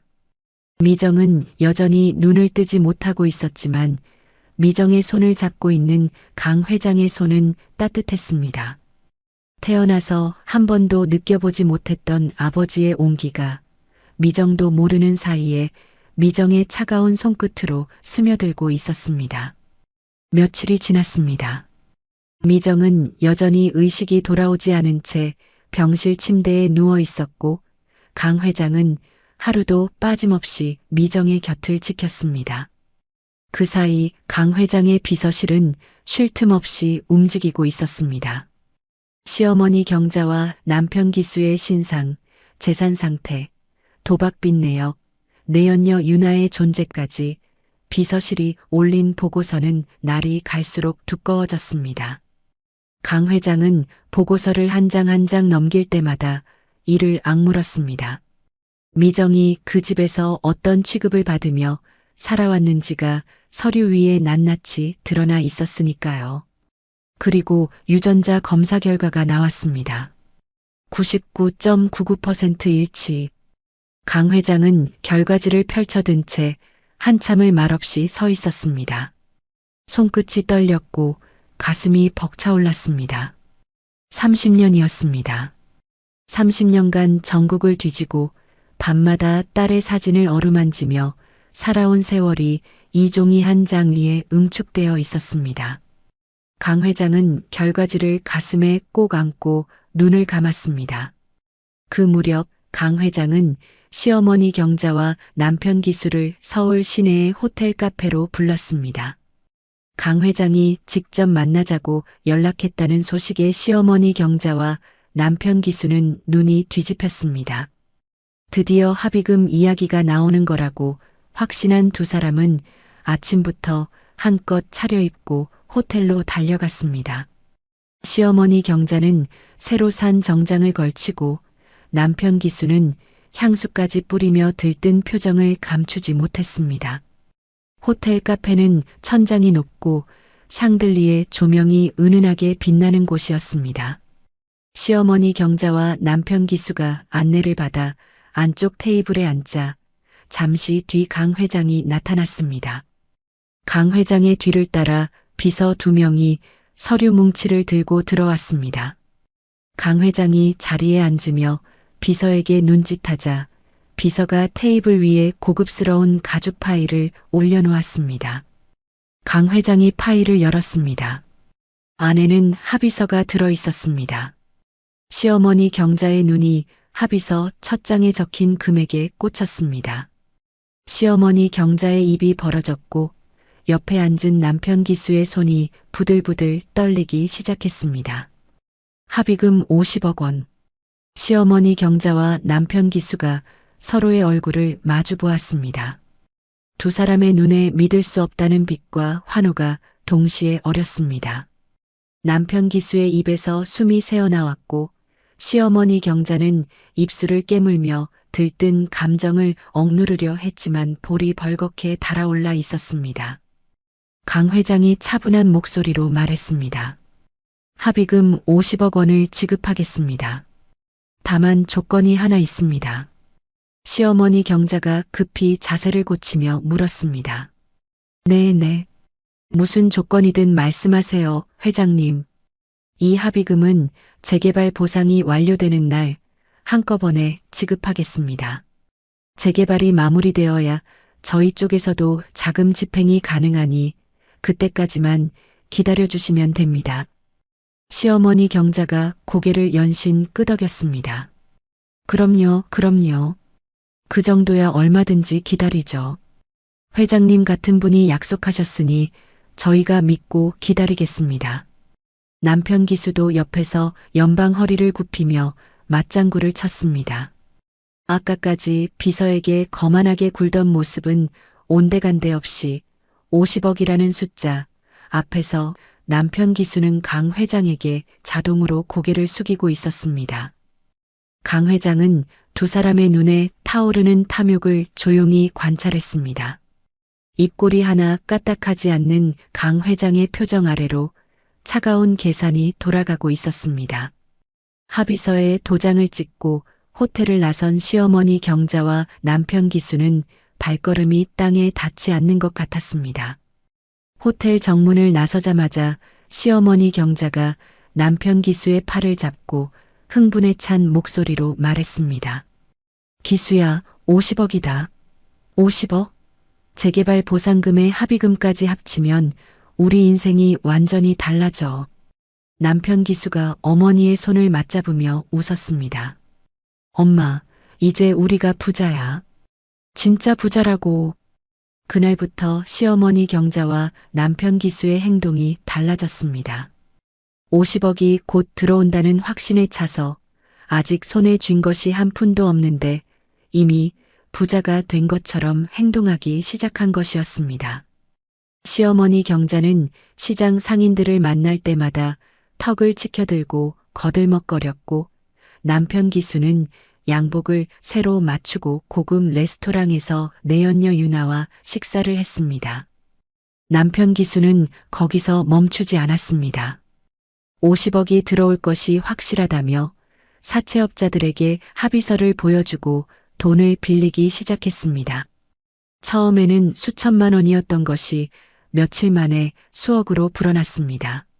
남편 기수는 빌린 돈으로 외제차를 사고 내연녀 유나에게 명품 가방을 선물하고 강남의 고급 호텔에서 숙박을 하며 흥청망청 돈을 뿌렸습니다. 합의금이 아직 한 푼도 들어오지 않았다는 사실은 남편 기수의 머릿속에서 이미 사라진 지 오래였습니다.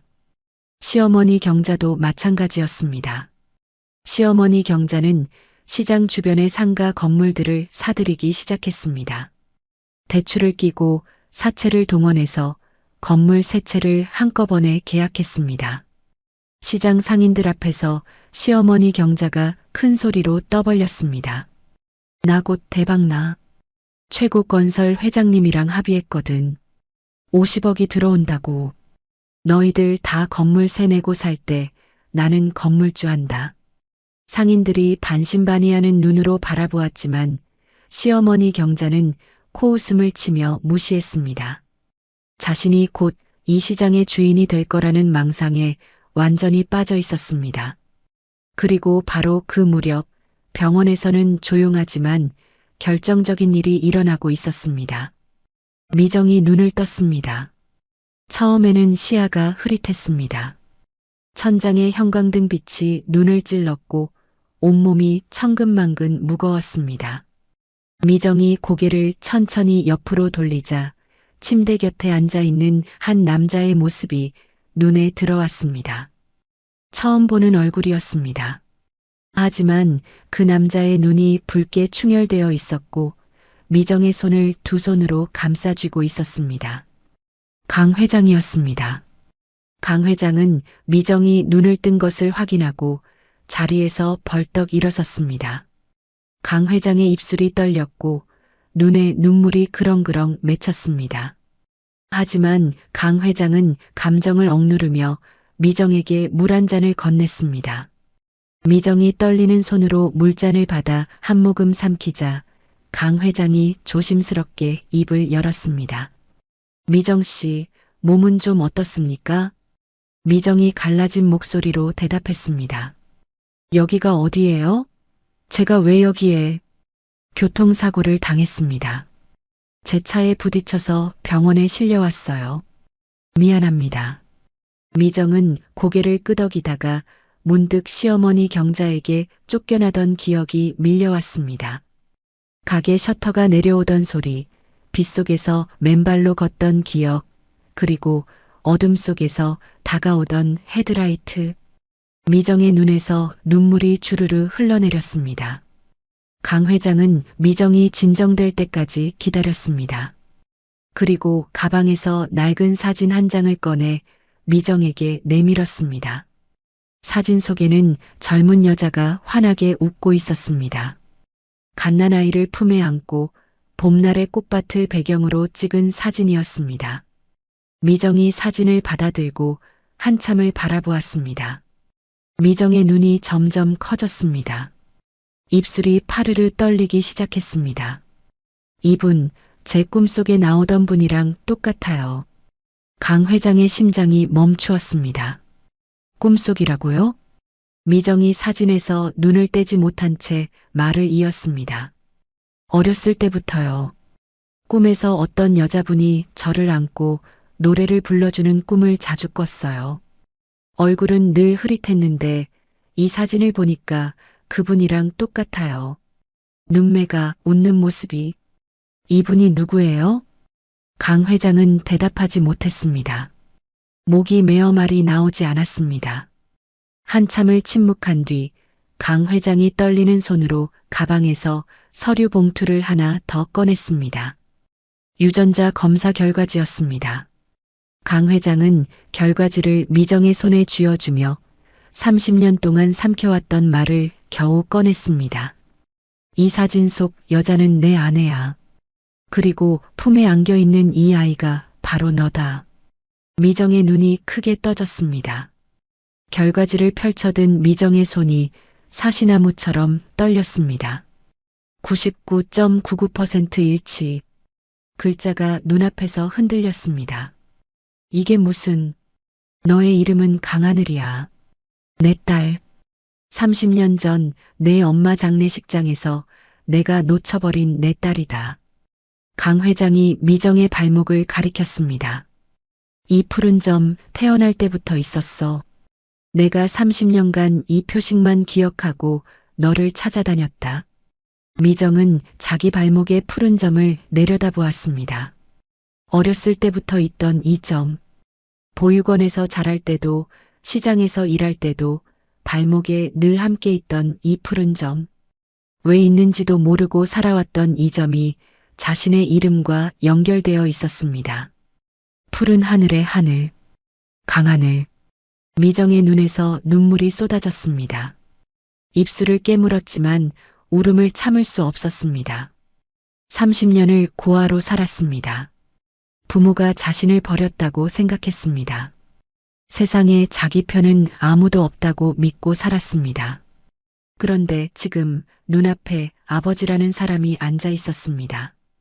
30년간 자신을 찾아 헤맸다는 아버지가. 아빠. 미정의 입에서 평생 한 번도 불러보지 못했던 단어가 터져 나왔습니다. 목이 메어 제대로 소리가 나지 않았지만 강 회장은 그 한마디를 놓치지 않았습니다. 강 회장이 미정을 조심스럽게 품에 안았습니다. 미정의 어깨가 들썩였고 강 회장의 어깨도 함께 떨렸습니다. 부녀가 30년 만에 서로를 끌어안고 소리 없이 울었습니다. 한참을 울고 난 뒤 미정은 조금씩 입을 열기 시작했습니다. 처음에는 더듬더듬 이윽고 터놓은 물줄기처럼 미정은 그동안 시댁에서 당했던 일들을 하나하나 쏟아냈습니다. 새벽마다 일어나 시장에서 일한 것, 시어머니 경자에게 고아라는 말을 들으며 구박받은 것, 남편 기수가 자기 돈을 빼돌려 내연녀 유나에게 갖다 바친 것, 도둑 누명을 씌워 가게에서 쫓겨난 것, 빗속에서 맨발로 걸었던 것. 말할 때마다 미정의 눈에서 눈물이 흘렀지만 목소리에는 점점 힘이 실리고 있었습니다. 강 회장은 미정의 이야기를 한마디도 빠뜨리지 않고 들었습니다. 주먹을 꽉 쥔 강 회장의 손등에 핏줄이 붉어져 올라왔습니다. 이를 악문 강 회장의 턱 근육이 딱딱하게 굳어 있었습니다.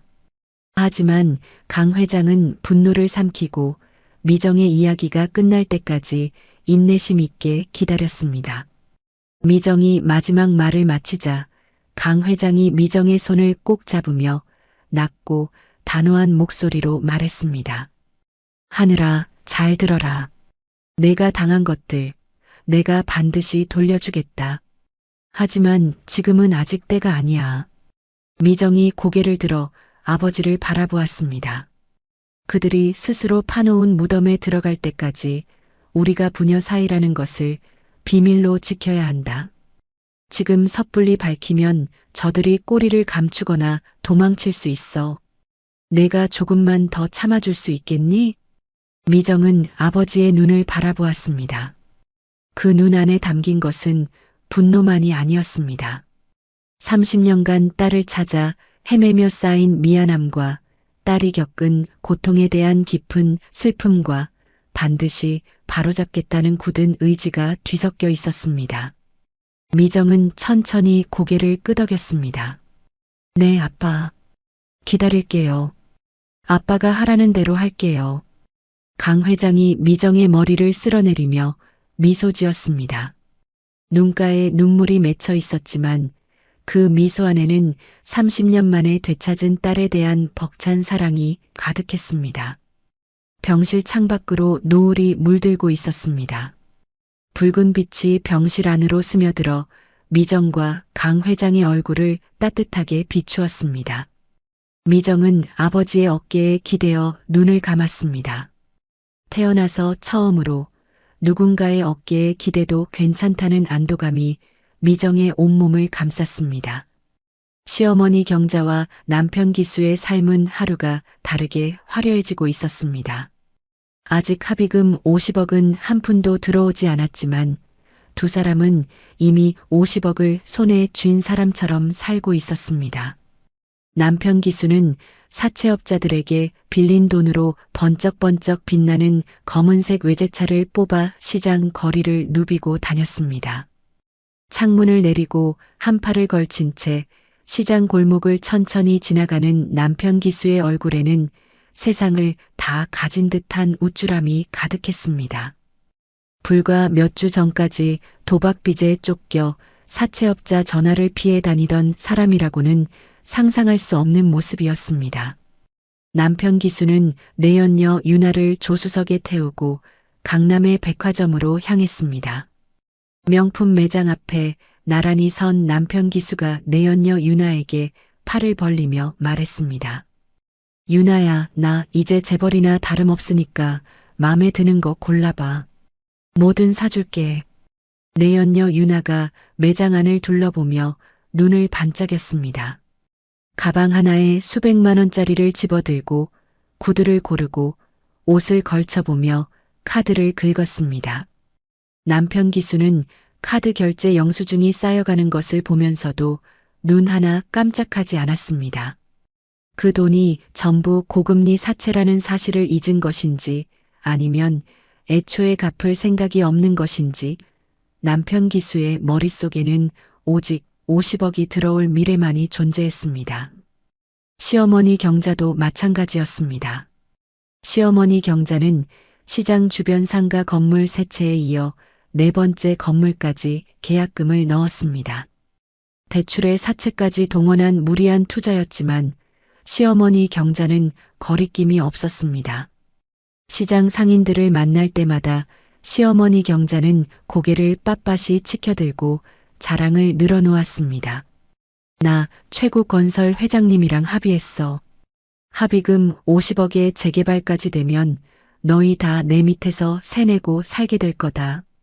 상인들은 고개를 갸웃거리며 수군거렸지만 시어머니 경자는 아랑곳하지 않았습니다. 불과 몇 주 전에 며느리를 도둑으로 몰아 쫓아내던 시어머니 경자가 이제는 시장의 여왕이라도 된 것처럼 거들먹거리며 골목을 활보하고 있었습니다.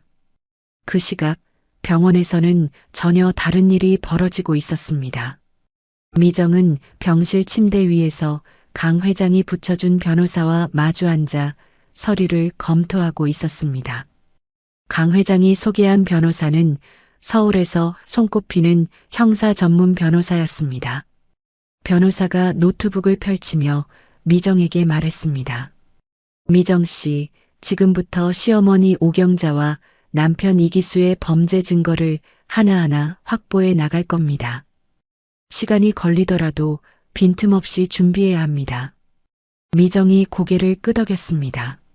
며칠 전까지만 해도 병실 침대에서 울기만 하던 미정의 눈빛이 달라져 있었습니다.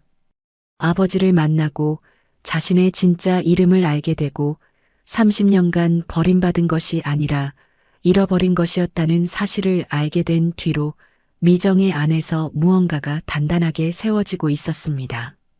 가장 먼저 확보한 것은 시어머니 경자가 미정의 앞치마에 돈을 찔러 넣었던 날의 증거였습니다. 변호사가 시장 주변의 CCTV를 확인한 결과 가게 앞 골목에 설치된 방범 카메라에 결정적인 장면이 잡혀 있었습니다. 미정이 배달을 나간 사이 시어머니 경자가 금고를 열고 돈을 꺼내는 장면, 그리고 미정이 돌아온 뒤 시어머니 경자가 미정의 뒤에 바짝 붙어 주머니에 손을 넣는 장면이 고스란히 녹화되어 있었습니다. 변호사가 영상을 확인하고 나서 단호하게 말했습니다. 이것만으로도 무고죄와 절도 혐의 입증이 충분합니다. 시어머니가 자작극을 벌인 증거가 명확하게 잡혀 있어요. 미정은 화면 속에서 자기 주머니에 돈을 넣는 시어머니 경자의 모습을 바라보며 입술을 깨물었습니다. 눈가에 눈물이 맺혔지만 미정은 고개를 들어 눈물을 삼켰습니다. 울 때는 지났습니다. 그 다음으로 변호사는 시장 상인들의 증언을 확보하기 시작했습니다. 미정이 쫓겨나던 날 현장에 있었던 상인 4명이 시어머니 경자가 미정의 옷을 강제로 뒤졌다. 남편 기수가 미정의 짐을 길바닥에 내던졌다. 남편 기수가 내연녀를 데리고 와서 미정 앞에서 껴안았다는 진술서에 서명했습니다. 상인들은 처음에는 망설였지만 변호사가 CCTV 영상을 보여주자 태도가 바뀌었습니다. 시어머니 경자의 자작극에 속아 미정을 도둑으로 몰았다는 사실을 알게 된 상인들의 얼굴에 미안함과 분노가 교차했습니다. 증거가 하나둘 쌓여가는 동안 강 회장은 자신의 영역에서 조용히 그물을 조이고 있었습니다. 강 회장은 재개발 최종 도면을 확정하면서 시어머니 경자의 생선가게만을 정확하게 재개발 구역에서 단독 제외시켰습니다. 시장 전체가 재개발 대상에 포함되는 가운데 오직 시어머니 경자의 가게만 쏙 빠진 도면이 완성되었습니다. 이것은 시어머니 경자가 그토록 탐내던 재개발 보상금을 단 한 푼도 받을 수 없다는 뜻이었습니다. 강 회장은 거기서 멈추지 않았습니다. 비서를 불러 낮은 목소리로 명령했습니다.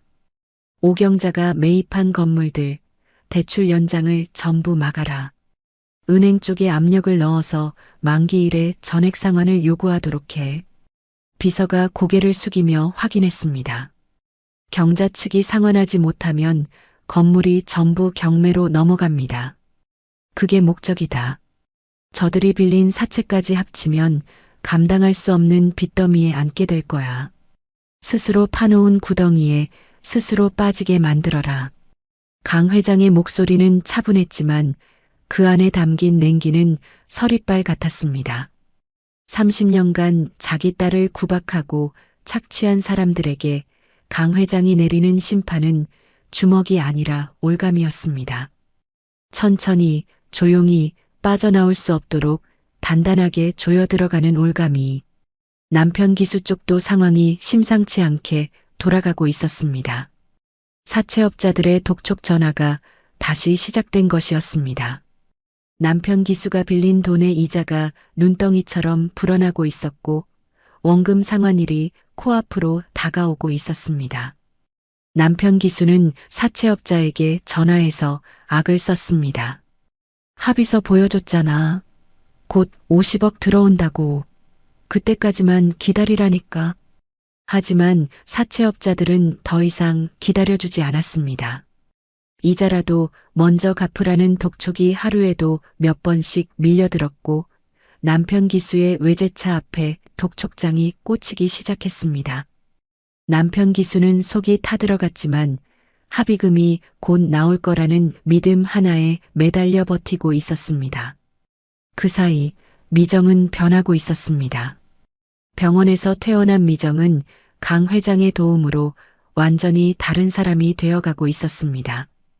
강 회장은 미정에게 경영학 기초부터 기업 운영의 원리까지 최고의 교수진을 붙여 집중 교육을 시켰습니다.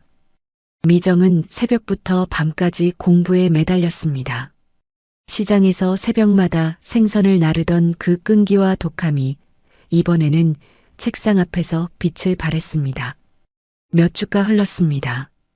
거울 앞에 선 미정의 모습은 시장에서 앞치마를 두르고 생선을 손질하던 그때와는 완전히 달라져 있었습니다. 단정하게 올린 머리, 깔끔한 정장, 차분하면서도 단호한 눈빛. 미정은 더 이상 시장의 생선가게 아줌마가 아니었습니다. 최고 건설 전략 기획실 본부장으로 완벽하게 탈바꿈한 것이었습니다. 강 회장이 미정에게 임명장을 건넸습니다. 최고 건설 전략 기획실 본부장 강하늘. 미정은 임명장에 적힌 자기 본명을 오래 바라보았습니다. 강하늘. 푸른 하늘의 하늘. 30년간 잃어버렸던 이름이 이제야 제자리를 찾아온 것 같았습니다. 미정의 눈시울이 붉어졌지만 눈빛은 더욱 단단해져 있었습니다. 강 회장이 미정의 어깨에 손을 얹으며 말했습니다. 이제 거의 다 됐다. 내가 준비되면 판을 뒤집는 건 내 손으로 해라. 아빠가 뒤에서 지켜줄 테니까. 미정이 고개를 끄덕였습니다. 미정의 눈빛에 흔들림은 없었습니다. 그 시각 시어머니 경자는 시장에서 상인들에게 여전히 큰 소리를 치고 있었습니다. 이 시장에서 일하고 싶으면 나한테 잘 보이는 게 좋을 거야. 시어머니 경자는 합의금 50억과 재개발 보상금이 곧 자기 손에 들어올 거라 믿고 있었습니다. 자기 가게가 재개발 구역에서 이미 빠졌다는 사실도, 자기가 사들인 건물의 대출 연장이 막혔다는 사실도 며느리라고 깔보던 미정이 재벌가의 딸로 다시 태어나고 있다는 사실도 시어머니 경자는 아무것도 모르고 있었습니다. 재개발 공고일 아침이 밝았습니다. 시장 입구 게시판에 커다란 도면이 붙었고 상인들이 하나둘 모여들기 시작했습니다. 도면 위에는 재개발 대상 구역이 파란색으로 칠해져 있었고 보상 대상 가게들의 이름이 빼곡하게 적혀 있었습니다. 상인들은 자기 가게 이름을 찾아 손가락으로 짚으며 안도의 한숨을 내쉬었습니다. 그런데 도면을 자세히 들여다보던 상인 하나가 고개를 갸웃거리며 중얼거렸습니다. 경자네 가게가 없는데? 그 한마디에 주변 상인들의 시선이 도면 한가운데로 쏠렸습니다. 시장 전체가 파란색으로 칠해진 가운데 시어머니 경자의 생선가게 자리만 하얗게 비어 있었습니다. 마치 누군가 일부러 지우개로 정확하게 지운 것처럼 시어머니 경자의 가게만 재개발 구역에서 쏙 빠져 있었습니다. 진짜네. 경자네만 빠졌어. 회장님이랑 합의했다더니 이게 뭐야? 50억 들어온다고 큰 소리 치더니 보상금도 못 받게 생겼네. 상인들 사이에서 웅성거림이 퍼졌고 이윽고 킥킥거리는 웃음소리가 터져나오기 시작했습니다. 그동안 시어머니 경자에게 너네 다 죽었어라는 말을 들으며 속을 끓이던 상인들이었습니다. 눌러왔던 감정이 한꺼번에 풀리듯 상인들은 고개를 절레절레 흔들며 비웃었습니다. 시어머니 경자는 그 시각 집에서 느긋하게 아침을 먹고 있었습니다. 시장 상인에게서 전화 한 통이 걸려왔습니다. 경자 언니 재개발 도면 나왔는데 빨리 와서 봐. 언니네 가게 이상해. 시어머니 경자는 대수롭지 않게 생각하며 시장으로 나섰습니다. 어차피 보상금도 합의금도 다 자기 것이라는 확신에 차 있었으니까요. 하지만 게시판 앞에 도착한 시어머니 경자의 얼굴이 순식간에 굳어졌습니다. 도면 위에서 자기 가게를 찾던 시어머니 경자의 손가락이 허공에서 멈추었습니다. 아무리 찾아봐도 자기 가게 이름이 없었습니다. 시어머니 경자의 눈이 휘둥그레졌고 얼굴에서 핏기가 사라졌습니다. 이게 뭐야? 왜 우리 가게가 없어? 이거 잘못된 거 아냐? 시어머니 경자가 게시판을 두 손으로 움켜잡고 소리쳤습니다. 하지만 상인들은 팔짱을 끼고 시어머니 경자를 바라볼 뿐 아무도 대답하지 않았습니다. 시어머니 경자의 머릿속이 하얘졌습니다.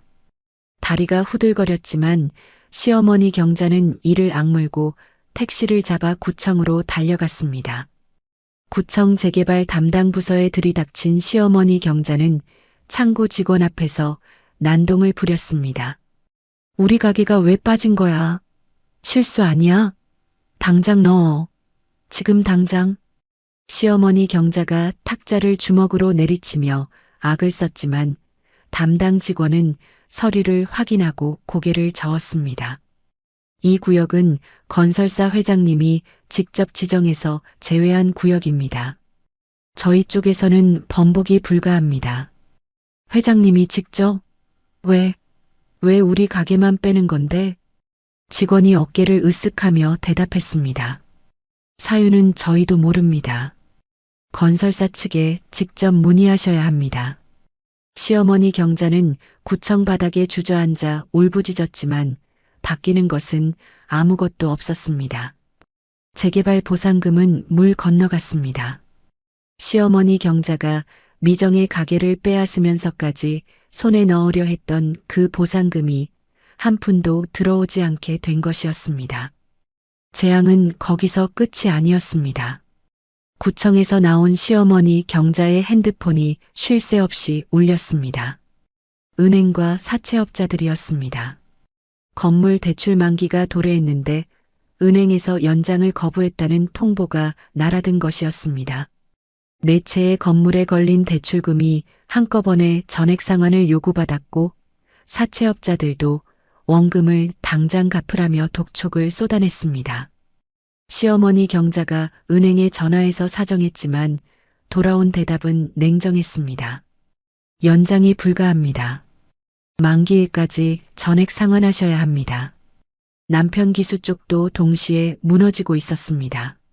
남편 기수가 사채업자들에게 빌린 돈의 원금 상환일이 닥쳤고 합의서를 들이밀어도 더 이상 통하지 않았습니다.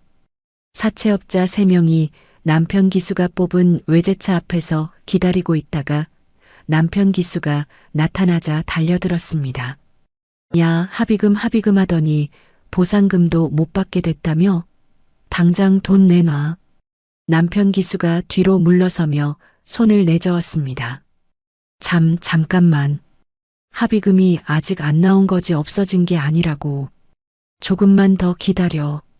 하지만 사채업자들은 기다려주지 않았습니다. 남편 기수가 투자한 시장 주변 상가 부지도 계약이 파기되었습니다. 계약금은 위약금으로 날아갔고 남편 기수는 한순간에 빚더미 위에 올라앉았습니다. 남편 기수는 사채업자들에게 쫓겨 시장 골목을 뛰어다녔습니다. 며칠 전까지 외제차를 몰고 시장 거리를 누비던 사람이 이제는 자기가 빌린 돈 때문에 시장 골목에서 도망치고 있었습니다. 그리고 마지막 한 방이 남아 있었습니다. 내연녀 유나였습니다. 남편 기수가 헐떡이며 내연녀 유나에게 전화를 걸었습니다. 유나야, 나 지금 상황이 좀 안 좋아. 잠깐만 도와줘. 내가 가지고 있는 돈 좀만 빌려줘.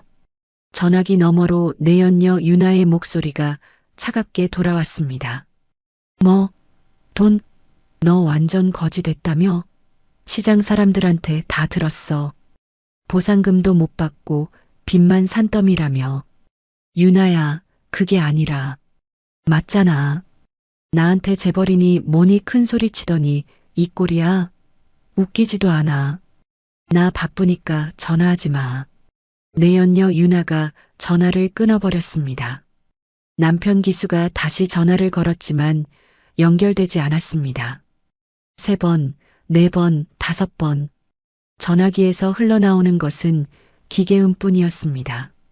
남편 기수는 시장 골목 구석에 쪼그려 앉아 핸드폰을 쥔 채 멍하니 하늘을 올려다보았습니다.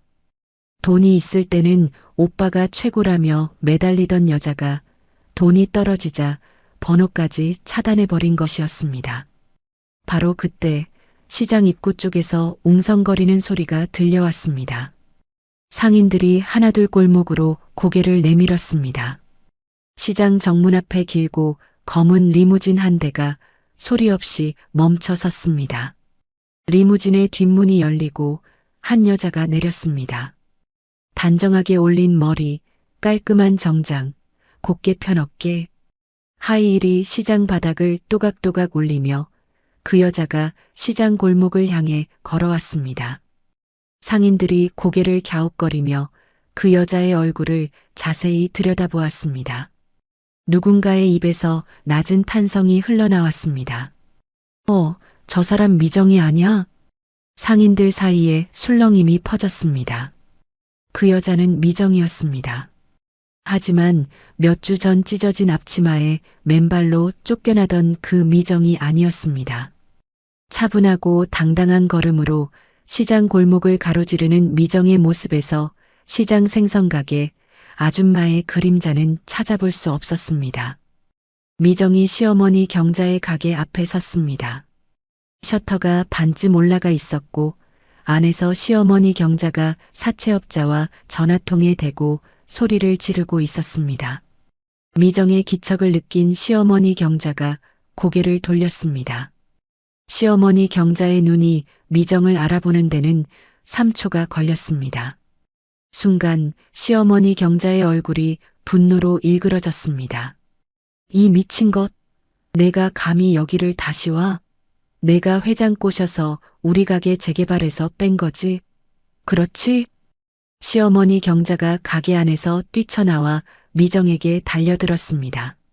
시어머니 경자의 손이 미정의 머리채를 향해 뻗었지만 미정의 옆에서 대기하고 있던 경호원 2명이 시어머니 경자의 팔을 잡아 제지했습니다. 시어머니 경자가 버둥거리며 악을 썼지만 꼼짝도 하지 못했습니다. 미정이 가방에서 서류 봉투를 꺼내 시어머니 경자의 얼굴 앞으로 내밀었습니다. 이건 명도 소송장이에요. 이 가게는 제 이름으로 된 제 가게입니다. 남의 가게를 허락도 없이 차지하고 있으니 법대로 하겠습니다. 내 가게에서 당장 나가세요. 미정의 목소리는 떨리지 않았습니다. 시어머니 경자의 얼굴에 소송장이 펄럭이며 떨어졌습니다. 시어머니 경자가 바닥에 떨어진 서류를 내려다보며 얼굴이 하얗게 질렸습니다. 그 소란을 듣고 남편 기수가 골목 끝에서 허겁지겁 달려왔습니다. 미정의 모습을 본 남편 기수의 눈이 휘둥그레졌습니다. 남편 기수는 미정 앞에 무릎을 꿇고 바짓가랑이를 붙잡았습니다. 미정아, 제발. 내가 잘못했어. 다 내가 잘못한 거야. 한 번만 봐줘. 제발 한 번만. 미정은 남편 기수를 내려다보았습니다. 몇 주 전 바로 이 자리에서 미정이 남편 기수의 바짓가랑이를 붙잡고 제발 내 말 좀 믿어줘라고 빌었을 때 남편 기수는 미정의 손을 발로 걷어찼습니다. 미정은 그때의 기억을 떠올리며 남편 기수의 손을 조용히 뿌리쳤습니다. 남편 기수의 손이 허공을 움켜쥐었습니다. 그때 리무진에서 한 사람이 더 내렸습니다. 강 회장이었습니다. 강 회장이 시장 골목을 걸어와 미정의 곁에 섰습니다. 상인들의 시선이 강 회장에게 쏠렸습니다. 최고건설 회장이 직접 이 시장에 나타난 것이었습니다. 강 회장이 시어머니 경자와 남편 기수 그리고 모여든 상인들을 둘러본 뒤 입을 열었습니다. 여러분 앞에서 한 가지 말씀드릴 것이 있습니다. 강 회장이 미정의 어깨에 손을 얹었습니다. 이 사람은 30년 전 제가 잃어버린 딸입니다. 제 딸 강하늘입니다. 시장 골목이 물을 끼얹은 듯 조용해졌습니다. 상인들의 입이 떡 벌어졌고 시어머니 경자의 얼굴에서 남은 핏기마저 완전히 사라졌습니다. 남편 기수는 무릎을 꿇은 채 고개를 들어 강 회장을 올려다보았습니다. 남편 기수의 눈에 공포가 어렸습니다. 자기가 구박하고 돈을 빼돌리고 도둑 누명을 씌워 길바닥으로 내쫓은 아내가 최고 건설 회장의 딸이었다는 사실을 남편 기수의 머리가 받아들이지 못하고 있었습니다. 시어머니 경자의 입에서 헛웃음이 새어나왔습니다. 고아라고 부모도 없는 것이라고 버림받은 것이라고 입버릇처럼 말하며 깔보았던 며느리가 자기가 가토록 합의금을 타내려고 머리를 조아렸던 바로 그 재벌 회장의 친딸이었다니. 시어머니 경자의 다리에서 힘이 빠졌습니다. 강 회장이 시어머니 경자와 남편 기수를 차갑게 내려다보았습니다. 30년간 자기 딸을 고아라고 조롱하고 착취하고 누명을 씌워 쫓아낸 사람들을 바라보는 강 회장의 눈에는 한치의 자비도 남아있지 않았습니다.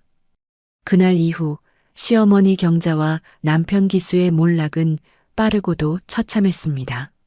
시어머니 경자가 사들인 건물 4채는 대출 상환 기한을 넘기면서 줄줄이 경매로 넘어갔습니다. 계약금으로 넣었던 돈은 위약금으로 날아갔고 사채업자들이 시어머니 경자의 집 앞에 진을 치고 앉아 원금을 내놓으라며 아침부터 밤까지 소란을 피웠습니다. 시어머니 경자가 평생 모은 재산이라고는 미정에게서 빼앗은 가게 하나뿐이었는데 그 가게마저 소송에서 패소하며 미정에게 돌아갔습니다. 법원은 시어머니 경자가 미정의 금고에서 돈을 훔치고 도둑 누명을 씌운 정황이 명백하다며 무고죄와 절도죄를 함께 인정했습니다. 시어머니 경자는 법정에서 내가 뭘 잘못했냐고 악을 썼지만 판사는 CCTV 영상과 상인들의 증언을 들이밀며 유죄를 선고했습니다. 남편 기수도 끝이 보이지 않는 나락으로 떨어졌습니다. 사채업자들에게 빌린 수억 원의 빚은 이자를 낳아 눈덩이처럼 불어났고 화려하게 뽑았던 외제차는 압류되어 끌려갔습니다. 내연녀 유나에게 사준 명품 가방과 목걸이는 유나가 전부 챙겨서 사라진 뒤였습니다. 남편 기수가 유나에게 수십 번 전화를 걸었지만 번호는 이미 바뀌어 있었습니다. 돈이 있을 때는 오빠가 최고라며 팔짱을 끼던 여자가 단 한 통의 문자도 남기지 않고 증발해버린 것이었습니다. 남편 기수는 그제야 유나가 처음부터 자기가 아니라 자기 돈을 사랑했다는 것을 깨달았지만 이미 되돌릴 수 있는 것은 아무것도 없었습니다. 시어머니 경자는 모든 재산을 압류당하고 시장 입구에서 폐지를 줍는 신세가 되었습니다. 불과 몇 주 전까지 상인들 위에 군림하던 시어머니 경자가 이제는 시장 상인들의 눈을 피해 고개를 숙이고 골목을 지나다녔습니다. 상인들은 시어머니 경자를 보면 고개를 절레절레 흔들며 수군거렸습니다. 착한 며느리한테 그 짓을 해놓고 그 며느리가 재벌 딸이었다니. 천벌을 받은 거야, 천벌을.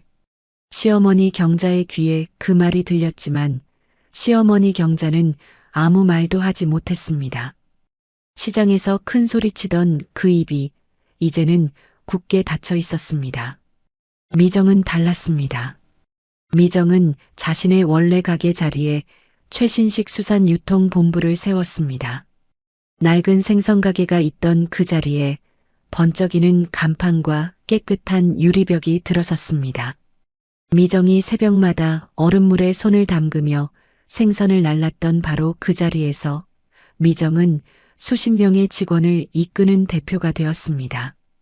시장 상인들은 미정의 유통본부를 올려다보며 감탄했고 미정은 그 상인들에게 정당한 보상을 약속하며 상생을 선언했습니다.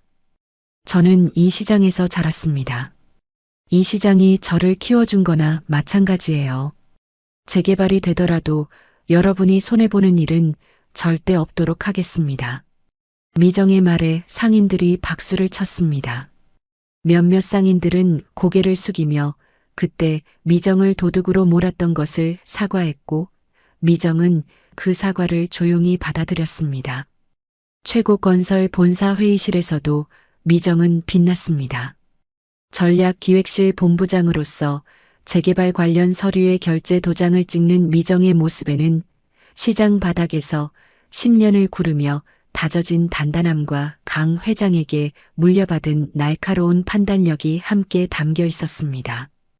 회의실을 나서는 미정의 뒤를 따르는 직원들의 눈에는 존경이 어려 있었습니다. 어느 봄날 오후 미정은 아버지 강 회장과 함께 어머니의 묘소를 찾았습니다.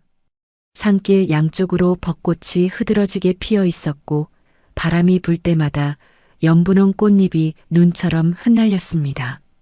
묘비 앞에 선 미정은 꽃다발을 내려놓고 무릎을 꿇었습니다. 묘비에 새겨진 어머니의 이름을 손끝으로 천천히 쓸어내린 미정의 눈에서 조용히 눈물이 흘러내렸습니다. 엄마, 아빠가 나 찾아줬어. 30년이나 걸렸지만 아빠가 포기하지 않고 나를 찾아와 줬어. 이제 걱정 마. 나 잘 살고 있어.